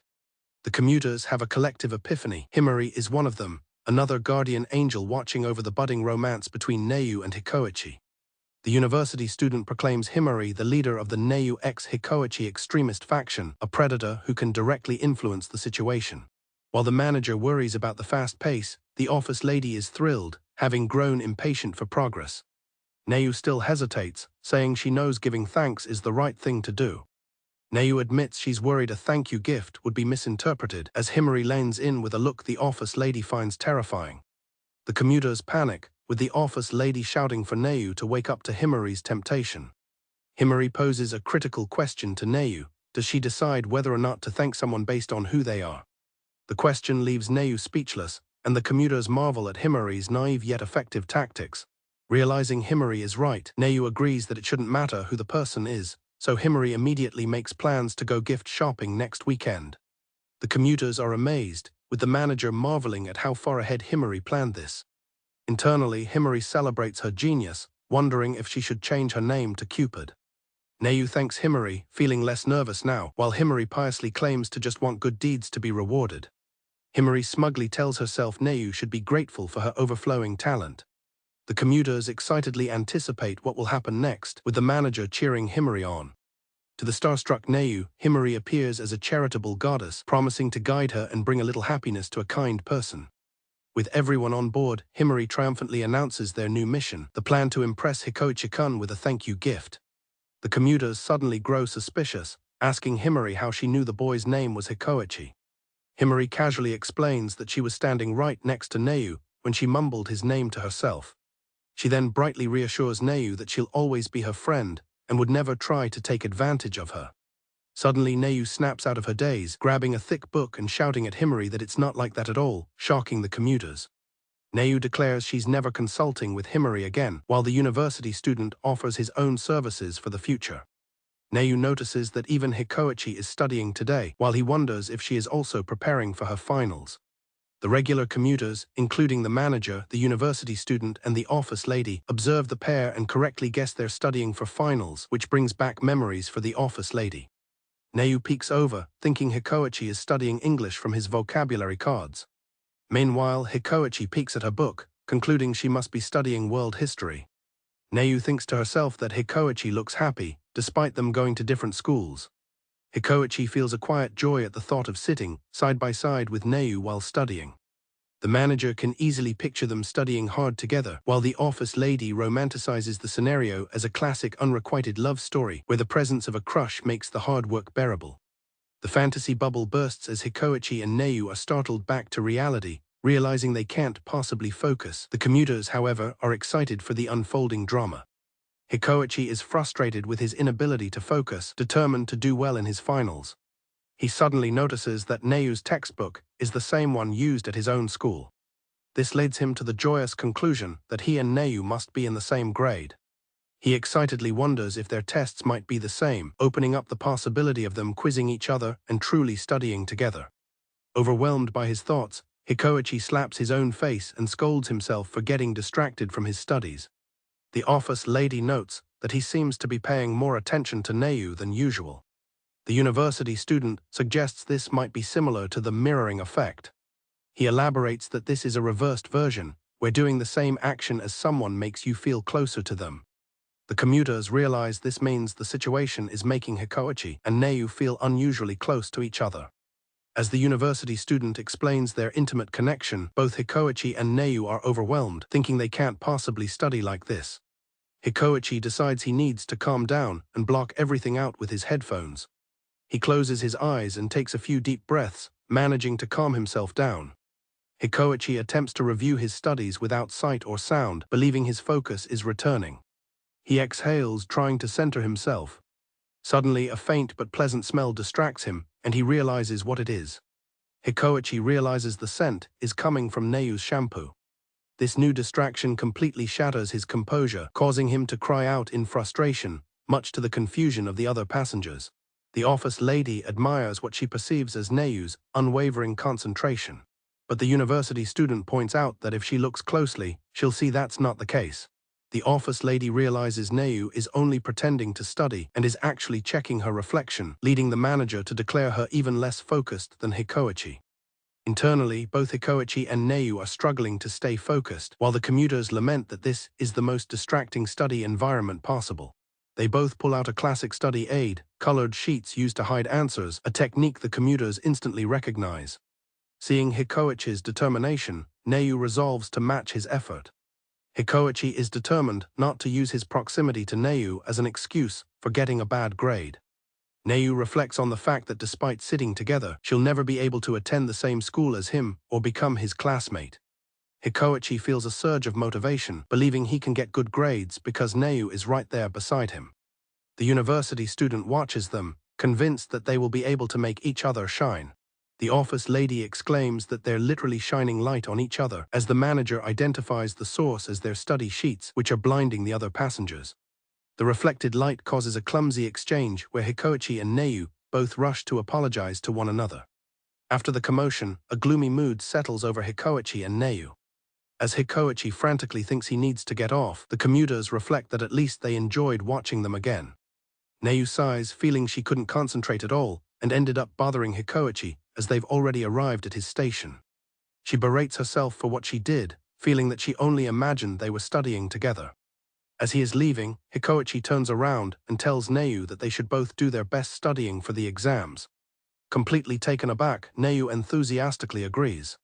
As the train doors close, Hikoichi rushes off, leaving a stunned Neu behind.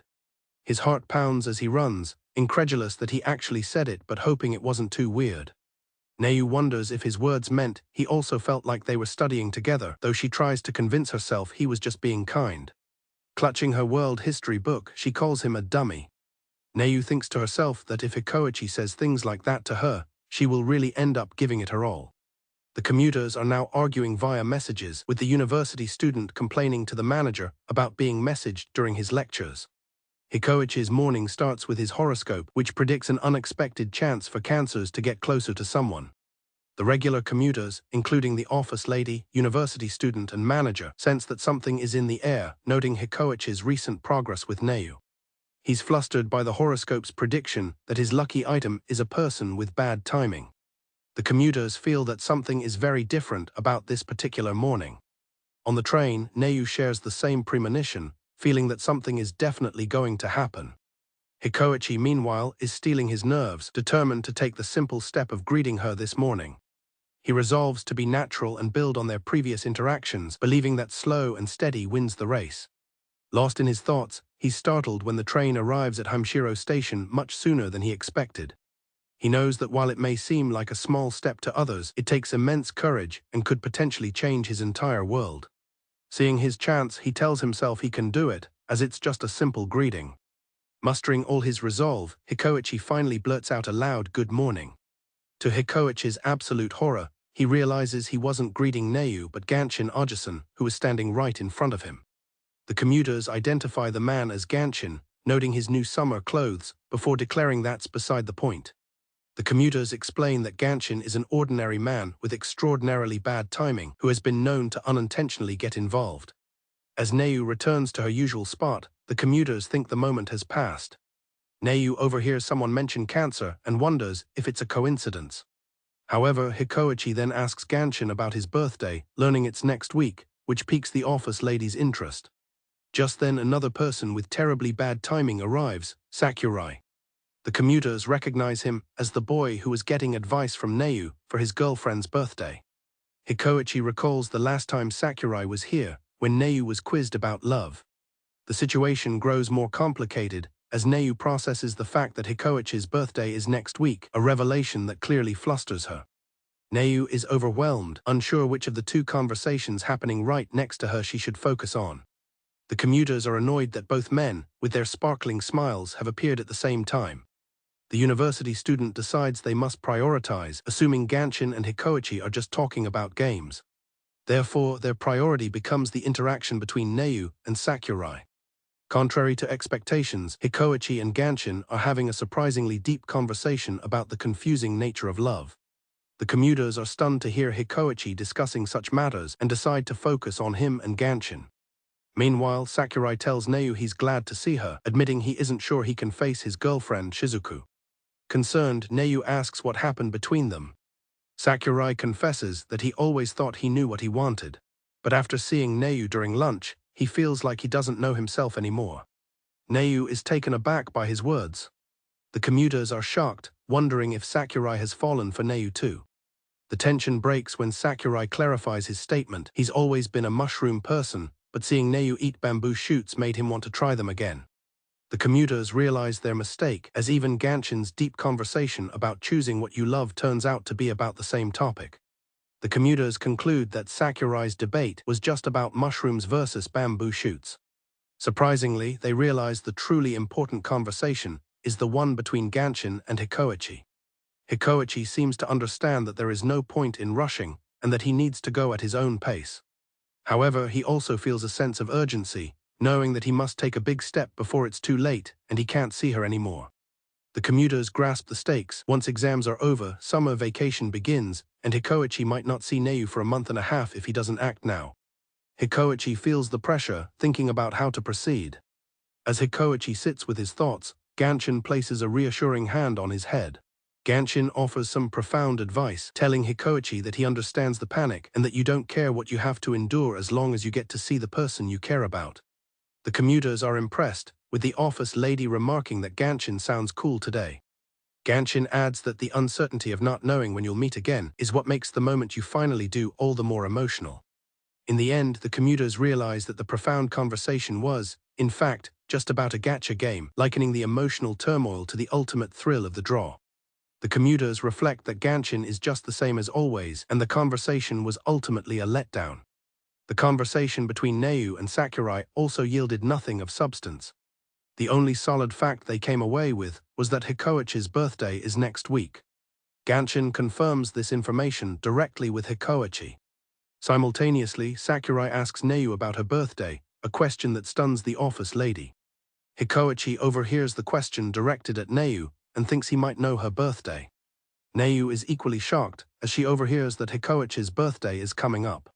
The commuters look on in stunned silence. They realize with excitement that both of their birthdays are around the same time, wondering if the two have realized it as well. As the story resumes, a reminder is given that both Hikoichi and Neu's birthdays are fast approaching, setting the stage for potential intrigue. The office lady, university student, and manager are all engrossed in their phones, discussing whether Hikoichi will get Neu a birthday present. The office lady concedes that Hikoichi and Neu might not be that close yet. The university student points out that sometimes people give presents that don't seem to fit the current state of their relationship. The commuters imagine various intense scenarios of giving gifts, from chocolates and concert tickets to a ring for someone you're not even dating. The office lady feels certain that Hikoichi will get Neu a gift, and the university student realizes this could cause a huge shift in their relationship. The university student reflects that a gift can be tantamount to a confession, depending on how things play out. As thoughts turn to presents, Hikoichi and his friends are seen browsing in a shop. He excitedly tells his friends that he's serious about the supermarket clerk, believing her smile was more than just customer service, while Kirishima looks on doubtfully. He enthusiastically thanks his friends for helping him pick out a gift for his crush, while Kirishima looks ready to go home. Hikoichi is amazed that Yer is already buying a present for someone he's only met once. With a confident smile, he tells his friends that it's worth a shot, because you'll never know the outcome unless you try. Hikoichi looks on, struck by his friend's confident attitude. Watching his friend, Hikoichi thinks that Yer is amazing for his direct approach. He contrasts this with his own hesitation, feeling he can't possibly give Neu a gift since he learned about her birthday indirectly.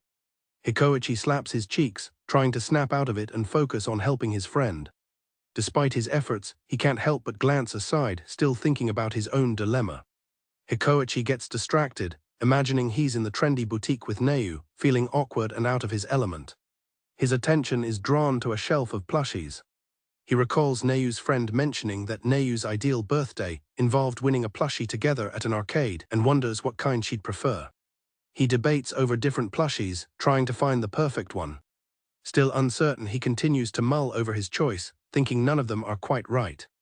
A shop employee startles Hikoichi by asking if he's picking out a gift for his girlfriend, causing him to stammer that he's just helping a friend. The employee cheerfully tells him to let her know if he needs anything. Hikoichi gulps, internally questioning why he's so anxious about buying a gift for Neu when he's supposed to be helping Yer. He admits to himself that he's not being very helpful to Yer at the moment. Yer excitedly discovers an alarm clock that can record voice messages, imagining he could wake his crush up with his own voice, but Hikoichi is appalled by the idea. Hikoichi argues that an alarm clock with a stranger's voice is like something from a horror movie, especially since they aren't even dating. Desperate, Hikoichi asks Kirishima for help, but Kirishima claims his brain has switched off and he's going back to sleep. Worried that his friend will embarrass himself, Hikoichi resolves to do something to prevent it. He quickly pulls out his phone to search for more appropriate and safe gift ideas. Hikoichi considers makeup as a gift idea for Neu, but realizes he knows nothing about it and would need to ask a clerk. He then imagines giving Neu sweets, pondering whether she'd prefer Western or Japanese varieties. Accessories cross his mind, but he quickly decides they're not at a stage where such a gift would be appropriate. He snaps Hikoichi out of his daydream, yelling his name and reminding him that he's supposed to be helping him find a gift. He proudly presents his next gift idea, a photo album filled with pictures of himself, asking his friends to help pick the best ones, much to Hikoichi's dismay. Hikoichi panics, convinced this will be a disaster, and pleads with Kirishima to help stop him. Kirishima calmly reassures Hikoichi that it will be fine, since he is asking for their opinion. Kirishima asks Hikoichi to think about why you would bring them along in the first place. Kirishima explains that Yer is nervous and trying to take this seriously, even if his ideas are misguided. He continues, saying that Yer understands there's probably no hope, but he still wants to make an effort. Hikoichi agrees that perhaps Yer shouldn't be left alone in this situation. Kirishima observes that Hikoichi is being very considerate of Yer's feelings. Kirishima turns to Hikoichi and asks if he found a good present for his own crush. Hikoichi is shocked that Kirishima noticed, but his friend says it was obvious. Flustered, Hikoichi denies that he's planning to buy Neu a gift, insisting they aren't nearly close enough for that. Kirishima advises him to trust his instincts instead of comparing himself to others. Kirishima tells a blushing Hikoichi that he knows he really wants to give her a present. He praises Hikoichi for being good at considering other people's feelings. He reassures Hikoichi that as long as he is himself, he won't make things weird. Kirishima simply tells him, "Trust me." Hikoichi recalls Kirishima's words of encouragement that acting on instinct is just his way of moving forward. Later that night, he sits alone at his desk. He holds a wrapped present in his hand, wondering what he should do. Hikoichi is in shock, realizing he actually bought a birthday present for Neu. He wonders if he made the right choice. He questions why he is freaking out so much over simply buying a birthday present. He swallows hard, questioning if the gift has any meaning on its own. As he boards the train, Hikoichi makes a firm decision. Today, he is going to give Neu her present. The train announcement echoes through the car, signaling their arrival at Himry Station. Hikoichi nervously clutches a birthday present, his mind racing as he debates the perfect moment to give the gift to Neu. He starts making excuses, wondering if a gift so early from someone she barely knows is a good idea. Shaking off his doubts, he scolds himself for his hesitation and resolves that today he will give Neu her present. Hikoichi braces himself, determined to go through with his plan no matter the situation. Suddenly, another boy on the train loudly presents a gift to a girl, whose ecstatic reaction captures the attention of the entire car, leaving Hikoichi and Neu stunned. The manager, office lady, and university student are all shocked by the sudden event. Hikoichi's anxiety spikes, while two younger girls, Mace-chan and Okyu-chan, begin to debate the situation. The university student recognizes the girls, as the office lady speculates that the gift recipient was just hiding her embarrassment. The commuters speculate that Hikoichi also planned to give a gift, but the current atmosphere makes it impossible. Internally, Hikoichi battles his own hesitation, reaffirming his decision to give Neu the gift. His sudden burst of determination catches the commuters by surprise, and they begin to silently cheer him on. Hikoichi's courage is immediately shattered by Mace-chan's cynical analysis of giving a gift to a near stranger. The manager pleads for her to stop as Hikoichi's confidence visibly plummets. The university student notes how merciless Mace-chan's logic is compared to Hikoichi's innocence. However, Okyu-chan offers a counterpoint, suggesting that this is simply the nature of unrequited love. Okyu-chan explains that while love brings anxiety, it also inspires bold actions that can surprise even yourself. She comes to the conclusion that this feeling must be what it means to be in love. Her heartfelt speech moves the watching commuters. Hikoichi is inspired by her words, which validate a clumsy but honest approach to love. Okyu-chan's description of love intensifies, and the office lady recalls that she has always been this way. Hikoichi is shocked by her intense words, which the office lady dismisses as lines from a soap opera.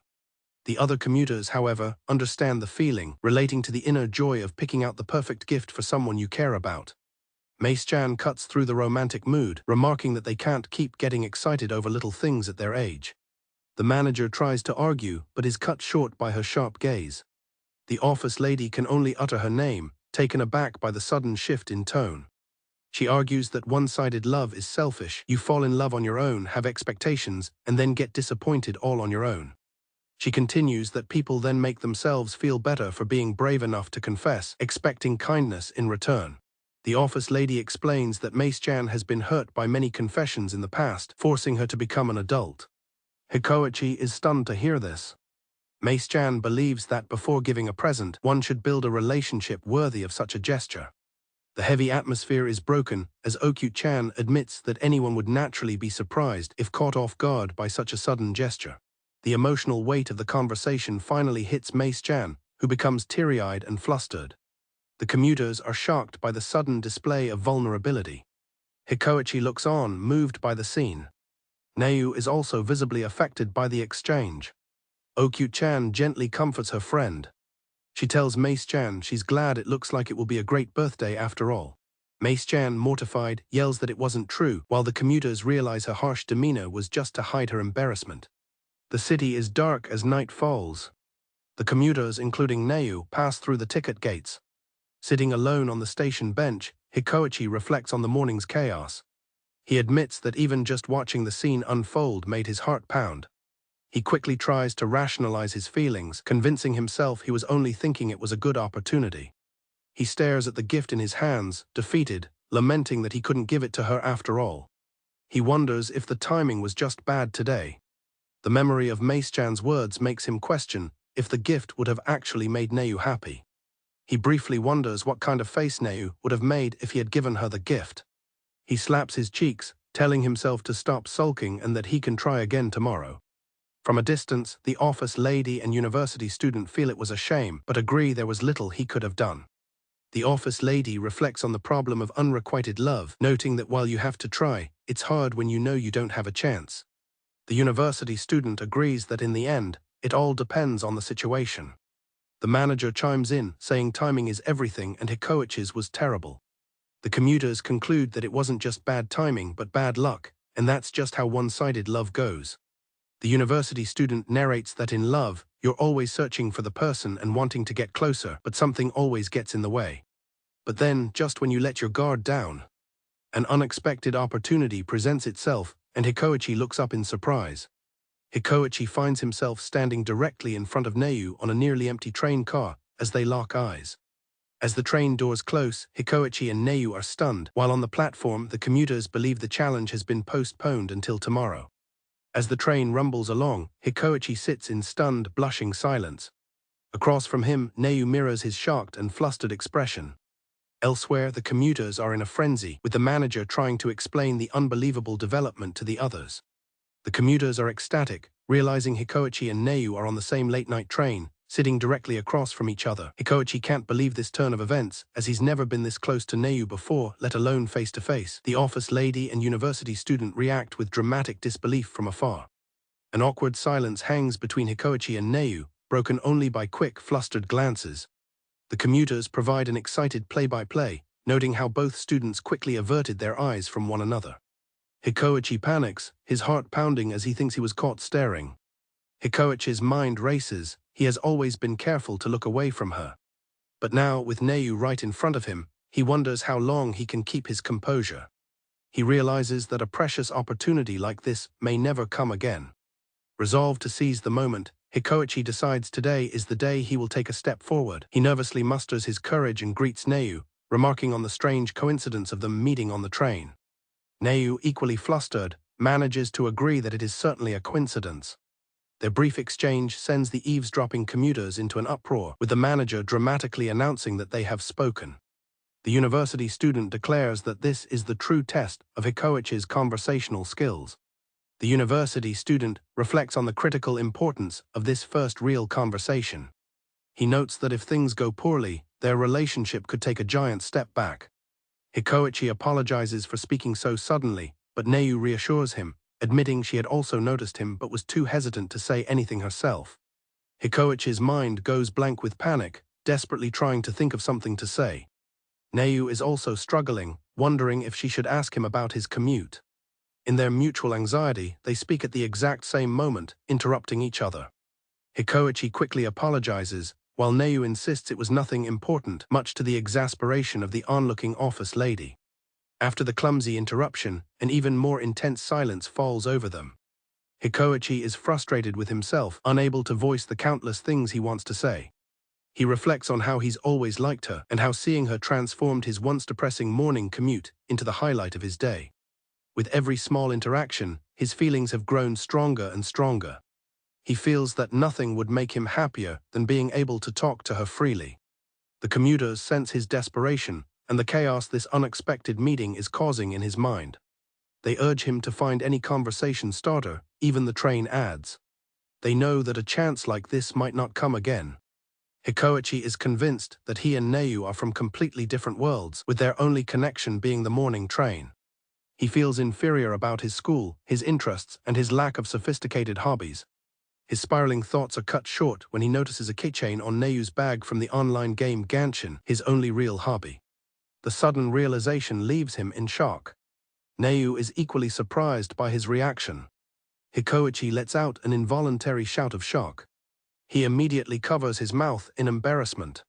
Startled, Neu does the same. She apologizes for her own surprised reaction. Focusing on the keychain, Hikoi finally finds his voice and asks Neu if she likes Gansin. Internally, Neu wishes she had the courage to initiate conversations with him, just as he has now done. To Hikoichi's immense relief, Neu's face lights up with a radiant smile. She enthusiastically confirms that yes, she absolutely loves it. The shared interest opens the floodgates, and they begin to excitedly discuss their favorite characters in the game. They're both relieved to be on the same page in the story and avoid any spoilers. Watching from afar, the manager smiles, noting how different and genuinely happy Neu looks, a side of her he's never seen before. For the first time, the wall of awkwardness between them completely crumbles, replaced by the pure, unadulterated joy of a shared passion. The office lady jokingly demands the manager continue his commentary, but he decides to let the two have their moment. Just as their conversation is flowing freely, the station announcement cuts their time short, leaving both Hikoi and Neu shocked. Neu is stunned that she was actually talking to Hikoi and hopes she didn't say anything strange. She wishes she could talk to him more, but feels that would be asking for too much. As they prepare to part ways, Hikoi awkwardly tries to thank Neu. She quickly turns it around, thanking him for his many past kindnesses, from waking her up to finding her student ID. Gathering his courage from this exchange, Hikoi begins to ask her for something more. Finally mustering all his courage, Hikoi presents the gift he'd been holding onto all day. He explains it's a thank you for all her help and nervously asks if she will please accept it. Hikoi nervously explains to his friends that his intention to give a gift isn't a confession. He clarifies that he just wants to thank the girl for waking him up on the train and returning his lost student ID, seeing it as a good opportunity to do so. On the train, Hikoichi's heart pounds as he kneels before Neu, thinking that if this were a simple thank you, his face wouldn't be burning up. He internally admits that this is a desperate excuse to give her a birthday present, wanting to make her happy and become more than just a fellow passenger. As the train approaches their stop, Hikoi presents the gift to a surprised Neu. He tells her it's a token of thanks for all her help, asking if she will please accept it, hoping this gesture will bring them one step closer. Neu is taken aback by the gift. She protests, insisting that he's the one who deserves thanks, reminding him that he even got off the train just to return her student ID. Neu turns away, shyly stating she cannot accept the gift because she feels she hasn't done anything to deserve it. Panicking, Hikoi thinks he's been too forward and that forcing it would be a mistake. He begins to apologize, admitting he's not used to this kind of thing. Neu turns back to a confused Hikoi, explaining that she should be the one giving a gift. She recalls realizing Hikoichi's birthday must be around the same time as hers. Internally, Neu questions her own actions, wondering why she bought a gift for someone she's not that close to. She sighs, feeling that she and Hikoi are just different. At the same time, Hikoi confesses that his gift is a thank you and a birthday present, but honestly, it's just because he wants to get closer to her. Holding a small, wrapped pouch, Neu shyly asks Hikoi if he would still be willing to accept her thanks. Hikoi stares in stunned silence. Neu presents her gift to him as the train rumbles in the background. Neu insists that Hikoi has helped her plenty, mentioning the towel and the grain of rice. Flustered but seeing an opportunity, Hikoi makes a suggestion. He suggests they do a thank you exchange, an idea Neu immediately embraces. Hikoi accepts his gift, flushed with emotion. Neu receives her gift, equally nervous and wide-eyed. Their moment is shattered by the announcement that the train is arriving at Himry station. Neu realizes she has to get off immediately. In a flurry of goodbyes, they both thank each other profusely. Hikoi is left speechless. Just as the train doors begin to close, Neu leans out and shouts for him to see her next time on the morning train. Hikoichi is stunned as the doors hiss shut. The train pulls away, leaving Neu on the platform. A stunned Hikoichi is left standing on the departing train. He wonders if he was really talking to Neu, questioning if the whole experience was just a dream. Later that night in his room, Hikoichi is still processing the events. Hikoichi carefully examines the gift from Neu, a small bag of cookies. He scolds himself for getting carried away with his thoughts. He briefly entertains the incredible thought that they might be handmade for his birthday, then dismisses it. Meanwhile, in her own room, Neu opens Hikoichi's gift and is surprised to find a set of beautiful bookmarks. Neu wonders if he chose the bookmarks because he always sees her reading. She collapses onto her bed in a fit of happiness, feeling it's more like a birthday present, even though she knows he couldn't have known the date. She looks out her window, wishing it were his birthday too. Similarly, Hikoichi reflects that he gave his gift for his own satisfaction, unsure if he even got her birthday right. Hikoichi smiles, silently wishing Neu a happy birthday. In her room, Neu smiles, silently wishing Hikoichi a happy birthday. Neu's parent calls out to her, while she thinks she should have gotten something other than cookies. Hikoichi beams at the cookies he received. Neu looks fondly at her new bookmarks, thinking she wasn't able to give him a proper birthday present. Elsewhere, the commuters who witnessed the event discuss what happened, reflecting on the beautiful moment of youth they just saw and looking forward to next year's birthday. On the train, a tense atmosphere hangs in the air as other passengers watch Hikoichi and Neu. He nervously wishes her a good morning and stammers, asking if the seat next to her is free. A flustered Neu tells him it is, of course. The other passengers, including the manager, office lady, and university student, are in disbelief that the two are finally greeting each other. The manager smugly takes credit for their progress, boasting about the brave boy talking to Neu. He feels the guards are watching over him, though others find him more annoying than usual. The university student reminds the office lady that Hikoichi and Neu were just excitedly talking about Gansin the day before. The university student is confused by the sudden awkward tension, wondering what happened after their excited chat yesterday. The office lady agrees, questioning the tension between the two. The manager scoffs at their naivete, explaining that for Hikoichi to even speak to her is a monumental step that they are failing to appreciate. Hikoichi fervently thanks Neu for something wonderful, and she replies that it was her pleasure, leaving the manager shocked. The onlookers are baffled by the exchange of thanks. The office lady and university student recall that Neu had previously told her friend she wanted to thank the boy. The university student theorizes that perhaps Neu also had a birthday present ready. The group is shocked by the realization that Hikoichi and Neu actually exchanged birthday gifts with each other. The office lady questions how such a big coincidence could have happened without the manager noticing. The manager is left completely stunned by this revelation. The onlookers realize the manager completely screwed up by not noticing this development. He complains that he didn't understand any of their conversation about podcasts and voice actors. Neu quietly listens, holding the gift box. Meanwhile, Hikoichi thanks Neu for the delicious cookies. The onlookers lament that the cookies smelled so amazing they even brewed fancy tea to go with them. Hikoichi passionately declares that he's never tasted such delicious cookies in his life. The onlookers are floored by the intimate nature of their conversation, wondering if they are already dating. She is glad they turned out well. Neu admits she was so worried about them that she had her mother taste test them repeatedly. Neu admits the cookies are the best she's ever made, though she was worried he wouldn't like sweets. The onlookers can't handle how obvious their feelings are, noting that it's useless to say they're not dating at this point. Her heart pounds as she tries to convince herself Hikoichi is just being polite and that she's getting the wrong idea. He internally celebrates that she made handmade cookies for him, but tries to temper his own excitement, telling himself it's just a thank you gift. The university student explains that gift-giving between non-couples is a complex psychological battle of reading between the lines. He notes that both Hikoichi and Neu are total beginners at this. He concludes that since they are so caught up in their emotions, their judgment is impaired, resulting in a low-level, suffocating psychological battle. They note that the two are trading emotional blows without any defense, yet nothing is connecting. The onlookers are in complete shock from the intensity. Hikoichi is surprised when he notices something. He sees she is already using the bookmark he gave her, and she happily confirms it, explaining she didn't want it to get damaged. Neu explains that the bookmark is too pretty to just put on display. She wants to keep it close at all times.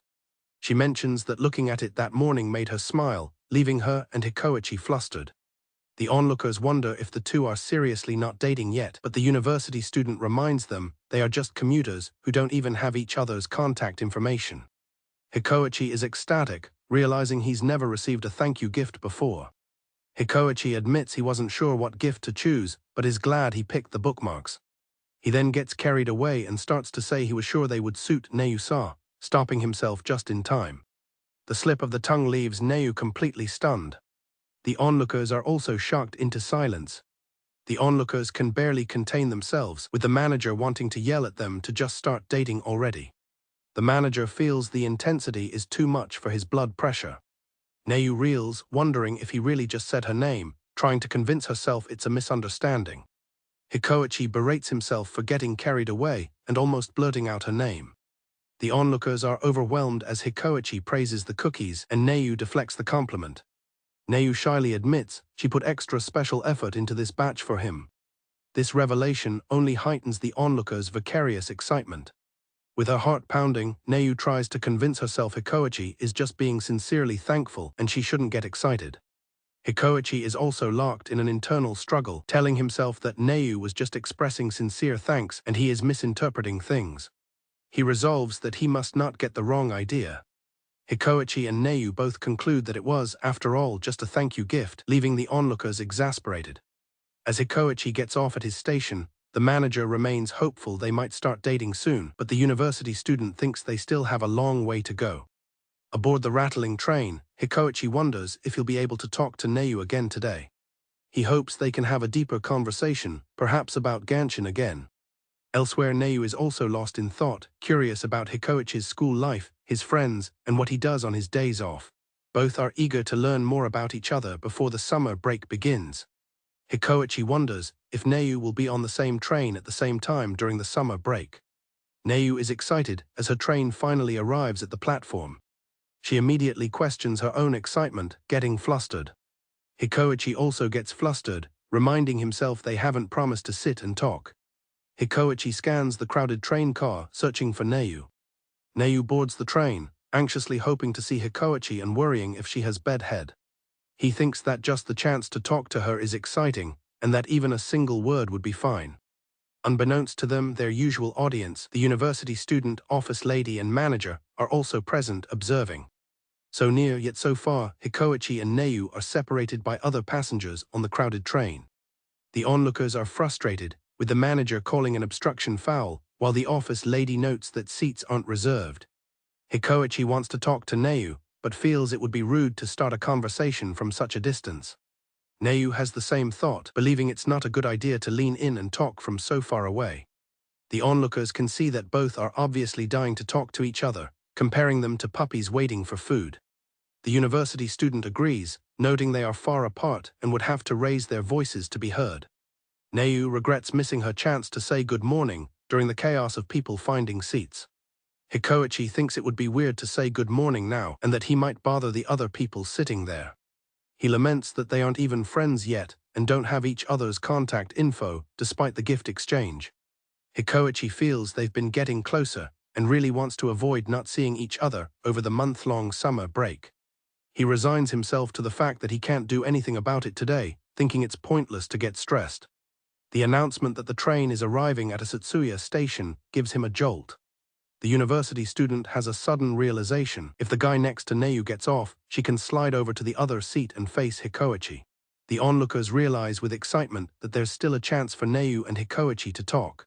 The office lady points out that the man next to Neu seems to be moving, and the university student recognizes him as a careless guy from before. As the man stands up, the onlookers' excitement peaks, with the university student declaring he is 100% getting off at the next station. The onlookers are horrified as the man sits back down, realizing he was just checking the station. The university student notes the crushing disappointment, while the manager tries to rationalize that it's a common mistake. When the man stands up again, the onlookers' hopes are reignited, while Hikoi tries to stop himself from getting too excited. Their hopes are crushed again, as it turns out the man was just stretching his back. The university student feels like the man is toying with them, but the manager tries to defend his actions. As the train departs the station, the university student realizes the man never got off in the end. The office lady can't believe it when the man, whom she calls Mr. Careless, falls asleep. Hikoi concludes that it's probably not going to happen today. He reflects that not being able to talk to Neu used to be normal, but he's become greedy. Because they are much closer than before, he finds this subtle distance between them even more frustrating. The office lady suggests that for today, they'll just have to enjoy this subtle, delicate sense of distance. Suddenly, the sleeping man jolts awake, yelling that he forgot something and needs to get off immediately, shocking everyone. The onlookers are thrown into chaos, with the university student pointing out the train has already left the station. At Maid Station, the man finally gets off, with the office lady calling him a troublesome person. The university student realizes what this means as Neu moves to the now empty seat opposite a shocked Hikoi. At long last, Hikoi and Neu are sitting face to face. He stammers a good morning, and she returns the greeting as the onlookers celebrate. Hikoi breaks the silence, commenting that the day has been chaotic, and Neu agrees. Both blush, their hearts pounding as they fall silent, unsure of what to say next. The onlookers, however, are enjoying the show, with the manager wondering what they'll say. Now that they're sitting across from each other, Hikoichi's mind goes blank, but the onlookers are thrilled, feeling this is what they've been waiting for. The university student describes the moment as the deafening silence of mutual unrequited love, while the manager wishes he could provide some conversation topics. Summer is the season for events. Trips to the beach, fireworks, concerts, and more are considered essential for a fulfilling summer. However, these events also lead to the dreaded experience of packed trains. Summer has officially begun, and the trains are jam-packed with people heading to various events, including a highly anticipated live show. The office lady wishes she were going to a concert instead of work, while the manager notes that an old man has taken a boy's spot yet again. For the first time since they started talking, Hikoi and Neu are standing right next to each other on the crowded train, much to the delight of the office lady and university student. Hikoi thinks about how amazing a live concert with Neu would be, but he has club activities every day during the holidays. With summer break starting next week, Neu hopes that even if they can't go anywhere together, she can at least stand next to him like this every morning.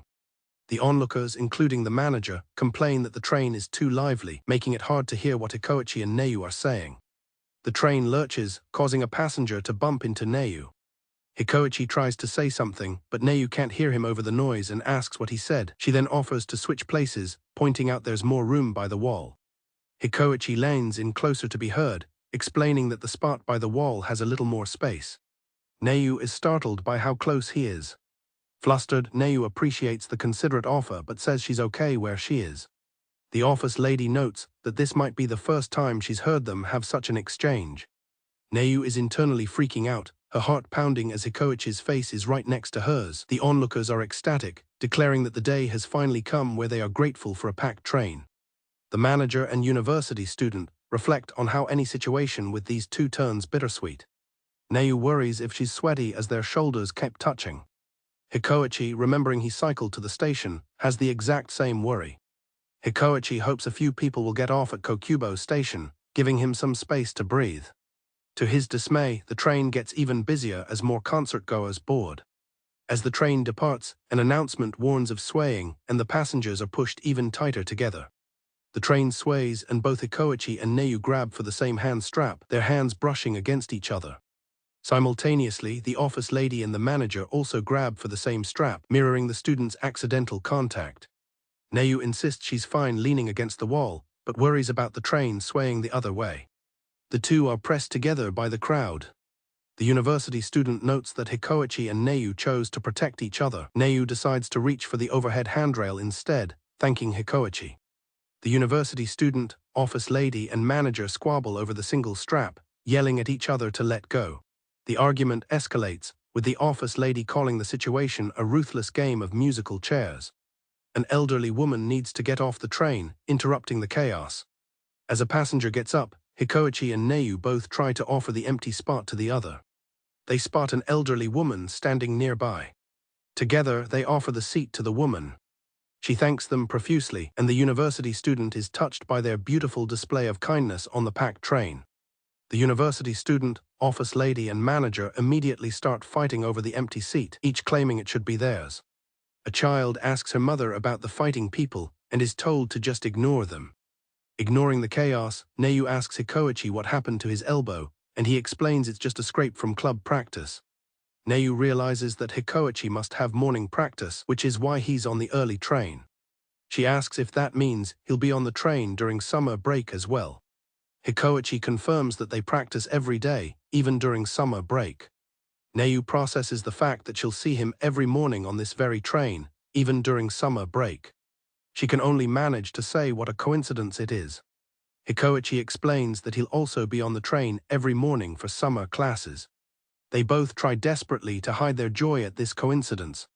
Spending time with her during summer events might be a pipe dream, but this is a welcome alternative. Hikoi is overjoyed, thinking that just being able to see her during the summer break is enough to make him happy. The onlookers notice the sudden shift in the vibe between Hikoi and Neu, wondering what they missed. The manager declares he is done with packed trains. Hikoi and Neu stand close together on the crowded train, with Hikoi remarking on the sound of the cicadas. The office lady points out that since the students are still in uniform, it must be summer break. This realization delights the onlookers, as it means they can keep watching over the pair throughout the summer. The onlookers are frozen in wide-eyed shock. Hikoi and Neu are equally startled, their faces pale with alarm. The entire train car has come to a standstill, with every passenger paralyzed. They can only wonder how this terrifying situation came to be. The source of their collective terror is revealed, a large, capsized cicada lying on the floor of the train, right at their feet. The university student explains that a seemingly dead cicada can suddenly spring to life in an attack, a phenomenon known as a cicada bomb. The office lady panics about its presence, while Hikoi worries about how Neu is feeling. Hikoi quietly asks Neu if she is okay with cicadas. Neu, trembling, confesses that ever since one flew into her face, she has been scared of them, a sentiment the office lady completely understands. The manager sees a chance for Hikoi to be a hero, but a narcissistic man presumes the cicada was drawn to him. Feeling responsible, the man reaches for the cicada to escort it from the train, shocking both Hikoi and Neu. The cicada suddenly buzzes to life, attacking the narcissistic man and terrifying the nearby passengers. The university student explains the danger of approaching a wounded cicada as the manager laments the man's failed attempt to help. He warns everyone to stay still to avoid a rampage, but Hikoi sees Neu's terror and knows he needs to do something. Everyone is frozen, living in fear that the cicada might fly at them. They decide all they can do is stay still and endure the terrifying situation. As the train arrives at the station, the manager has an idea. He laughs maniacally, announcing his plan to simply get off the train and escape the threat. The university student and office lady cry out in alarm, telling him it's no use and to keep his eyes on the cicada. Just as the manager makes a break for it, the cicada flies and lands on his head. The office lady remarks that such unpredictable attacks are exactly what cicadas do. With 2 people now taken out, she wonders if they are all just supposed to wait to be attacked. Hikoi realizes the situation is bad, as his reflexes are no match for the cicada's speed. Hikoi panics, feeling he can't just stand by and watch Neu be terrorized by the cicada. He becomes determined to protect Neu at all costs, even if it means using himself as a shield. Neu leans in and whispers to Hikoi, suggesting they find a way to help the cicada escape. The university student agrees with the idea, explaining that the cicada is only attacking out of desperation. He reflects that the cicada should be outside, enjoying its brief existence under the sun. The office lady and university student are skeptical, wondering how they are supposed to deal with a rampaging cicada. Hikoi understands that despite her fear, Neu is more worried about the cicada than herself. Realizing this is the kind of person Neu is, Hikoi prepares his towel to act as a gentle net, a plan the university student quickly understands will work. Hikoi approaches the cicada, determined to protect not just Neu, but the insect summer as well, declaring that they are not enemies. Just as Hikoi makes his move, a man with a large afro lunges past him, snatching the cicada clean out of the air with his bare hand. The entire train car is frozen in absolute shock at the sudden, unexpected intervention. Everyone stares in blank-eyed disbelief at what just transpired. The university student reflects on Hikoichi's plan to use a large surface area with shock absorption. The office lady worries if the cicada was harmed by being caught so forcefully. The university student muses that in the face of nature's chaos, perhaps thinking they could help was just arrogance. The passengers reflect that it's the cicadas who truly have wings, allowing them to soar through the summer skies. Later, one of Hikoichi's friends is confused to hear that Hikoichi now wants to learn how to catch a cicada with his bare hands. The air crackles with the sizzle of fried chicken, its juicy and appetite-arousing aroma promising a delicious experience. The chicken is famous for its spicy kick from fragrant black pepper and has been a beloved favorite for 3 decades. Dedicated to chicken, the new storefront for Capped Kara's Garage has opened right at Kahagawa Station, with doors opening early in the morning. At Kahagawa Station, Hikoichi feels a sense of uncertainty as the train doors open. No one boards the train, but the car is suddenly filled with the overpowering smell of fried chicken, affecting Hikoichi, Neu, and the other passengers. The passengers realize the amazing smell is from the new fried chicken specialty shop, and the manager worries they'll have to battle the temptation every morning. The office lady teases the manager, asking if he's snuck fried chicken on board, which he denies, stating they've only just caught a whiff. Suddenly, a loud stomach growl echoes through the train car, leaving Hikoichi and Neu completely stunned. Blushing furiously, both Hikoichi and Neu insist the embarrassing sound was not them. One of the onlookers is relieved it wasn't her stomach, while another complains that even though she just had breakfast, the smell is making her want fried chicken. Hikoichi realizes he's getting seriously hungry, having skipped breakfast in his rush.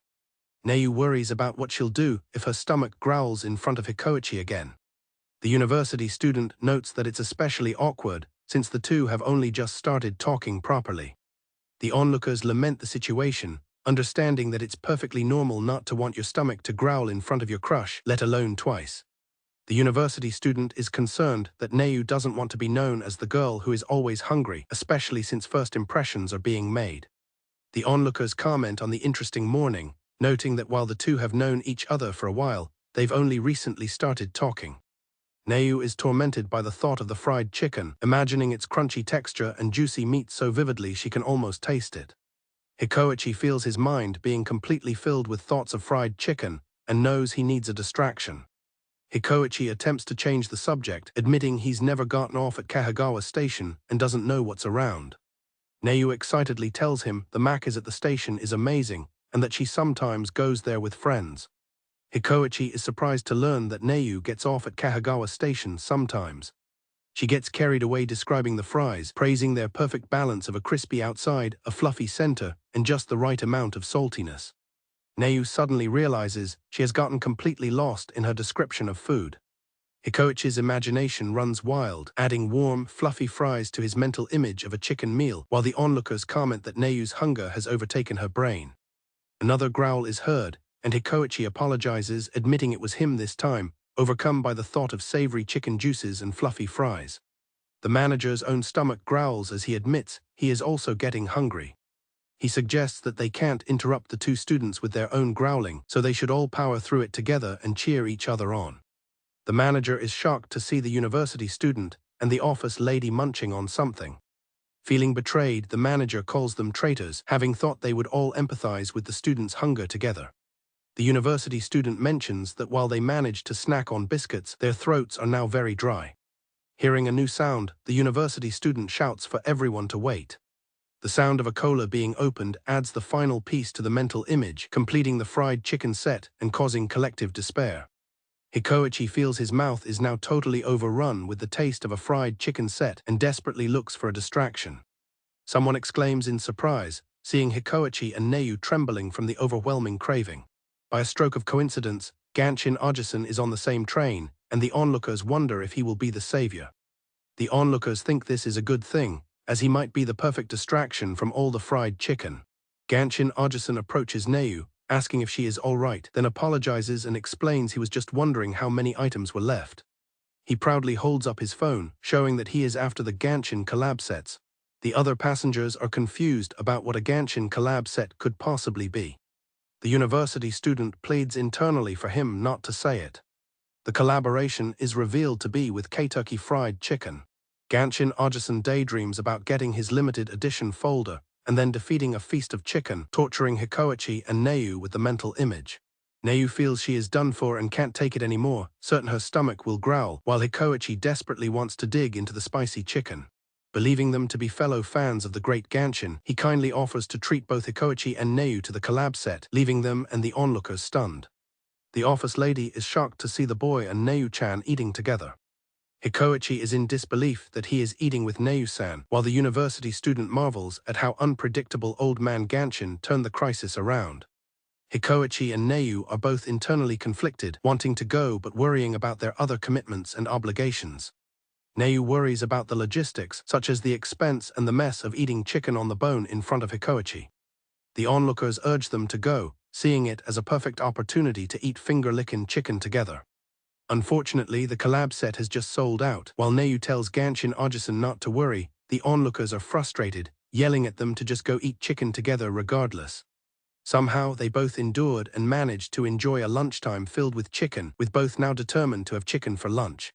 The regular commuters greet each other, and the office lady is the first to notice Hikoichi's new tan. Neu expresses her concern about his sunburn, but Hikoichi reassures her that he's fine and it's an annual occurrence for him. Hikoichi is pleased by her concern, but feels the need to clarify something. He explains that his club activities are more about enjoying time with his friends from morning until night rather than serious ambition. He concludes with a bright smile that he's mostly just messing around with his friends all day. Neu is charmed by his amazing smile, concluding that Hikoichi really loves his club. The university student is convinced Hikoichi is working hard at his club, but the office lady is glad he got the tan there. The office lady speculates that summer has a way of making serious kids loosen up, perhaps even becoming delinquent. Her wild theory leaves everyone on the train in a state of shock. The group's speculation spirals into the idea that Hikoichi has undergone a complete summer transformation. The university student vehemently rejects the idea, insisting that Hikoichi would never do something like that. The manager and university student notice the arrival of Mace-chan and Okyu-chan, shifting their focus. The manager defends Hikoichi, comparing him to a clumsy but nice kid they know, while the office lady questions if it's a summer makeover. The manager points out that Hikoichi has been working hard at soft tennis, but this only fuels more speculation. The office lady raises a new point of concern, the scandalous reputation of his co-ed soft tennis club. She explains her theory that people who don't usually play around are more susceptible to being influenced by their environment. Panicked, Neu repeats Hikoichi's words about not being ambitious or pushing himself hard. The onlookers realize with dread that Neu is echoing the exact phrases Hikoichi used to describe his club activities. Hikoichi desperately hopes Neu hasn't gotten the wrong impression, while Neu insists that wasn't what she meant. Neu panics internally, seeing that the others' warped impression of Hikoichi is starting to influence her own. Okyu-chan encourages Mace-chan to have faith in Hikoichi, believing he's not the type to have a summer debut. The office lady tries to reassure Mace-chan by reminding her of how red Hikoichi's face was when he gave her a gift. Mace-chan thinks to herself that there's no way someone so pure-looking would suddenly change. Mace-chan concludes that Hikoichi is just inexperienced with girls and is currently in his most adorable phase. The office lady realizes Okyu-chan's attempt at being a wingman is making the situation 10 times worse. The onlookers watch with concern as the situation deteriorates. The university student sighs, commenting on how difficult it is to have faith in others. The university student reflects on how hard to shake doubts can lead to misunderstandings. He adds that summer is a season where everyone is prone to making mistakes. At that exact moment, two other boys try to strike up a conversation with Mace-chan and Okyu-chan. The onlookers, Hikoichi and Neu, are all shocked by this new development. Mace-chan recalls a boy shyly wishing her a happy birthday. She remembers thinking that he had no idea how a girl's heart works. She decides that next time she'll just have to teach him herself. Mace-chan steals her resolve. A young boy steps between Mace-chan and the two boys, shielding her from them. The onlookers are flabbergasted, recognizing the boy as little Hikoichi. He proclaims that Mace-san is very precious to him and forbids them from speaking to her. The office lady is stunned to realize he must have been on the train the entire time. The boy turns and apologizes for his deception, much to Mace-chan's confusion. He explains that he got a tan from helping out at home to earn pocket money to take Mace-san out. He confesses that he lied about the club and caused a misunderstanding, all because he was trying to become a man worthy of her. The manager and office lady are relieved, knowing it was all a mistake, while the university student hopes this clears everything up. Mace-chan brushes him off, stating there's no misunderstanding because they aren't dating. She confronts him, asking how he plans to fix the situation now that the two boys who were interested in them are gone. As the train pulls into the station, she asks how he will take responsibility, leaving the onlookers wondering what will happen next. Mace-chan declares that he can start by helping her find material for her picture diary, and he enthusiastically agrees. The onlookers are shocked, realizing they are watching a romance between elementary school kids unfold and are now fully invested. Hikoi feels that his relationship with Neu has been progressing well, especially after he gave her a birthday present and they began greeting each other daily. Their morning chats have become more normal, a huge step forward that the onlookers note with approval. He admits to himself that he might be getting a bit big-headed about their progress. He believes that taking one more step forward could lead to the answer he desires, a thought which shocks the nearby onlookers. The onlookers are abuzz with excitement, wondering if Hikoi is finally going to confess and become a couple with Neu. However, he is conflicted, fearing that one wrong move could destroy what they have, but inaction means losing his chance. Hikoi makes a firm decision to ask Neu to have tea with him, a move the onlookers enthusiastically support. The train makes its approach to Himry station. Hikoichi's heart pounds with nervousness. The onlookers are just as tense and nervous for him. He and Neu exchange nervous greetings, and the onlookers note his obvious anxiety. Hikoi has an internal crisis, doubting himself, while the onlookers feel the immense pressure of the situation alongside him. He imagines that if she accepts his invitation, it would practically be a date. Neu notices his odd behavior and asks if something is wrong, causing him to panic.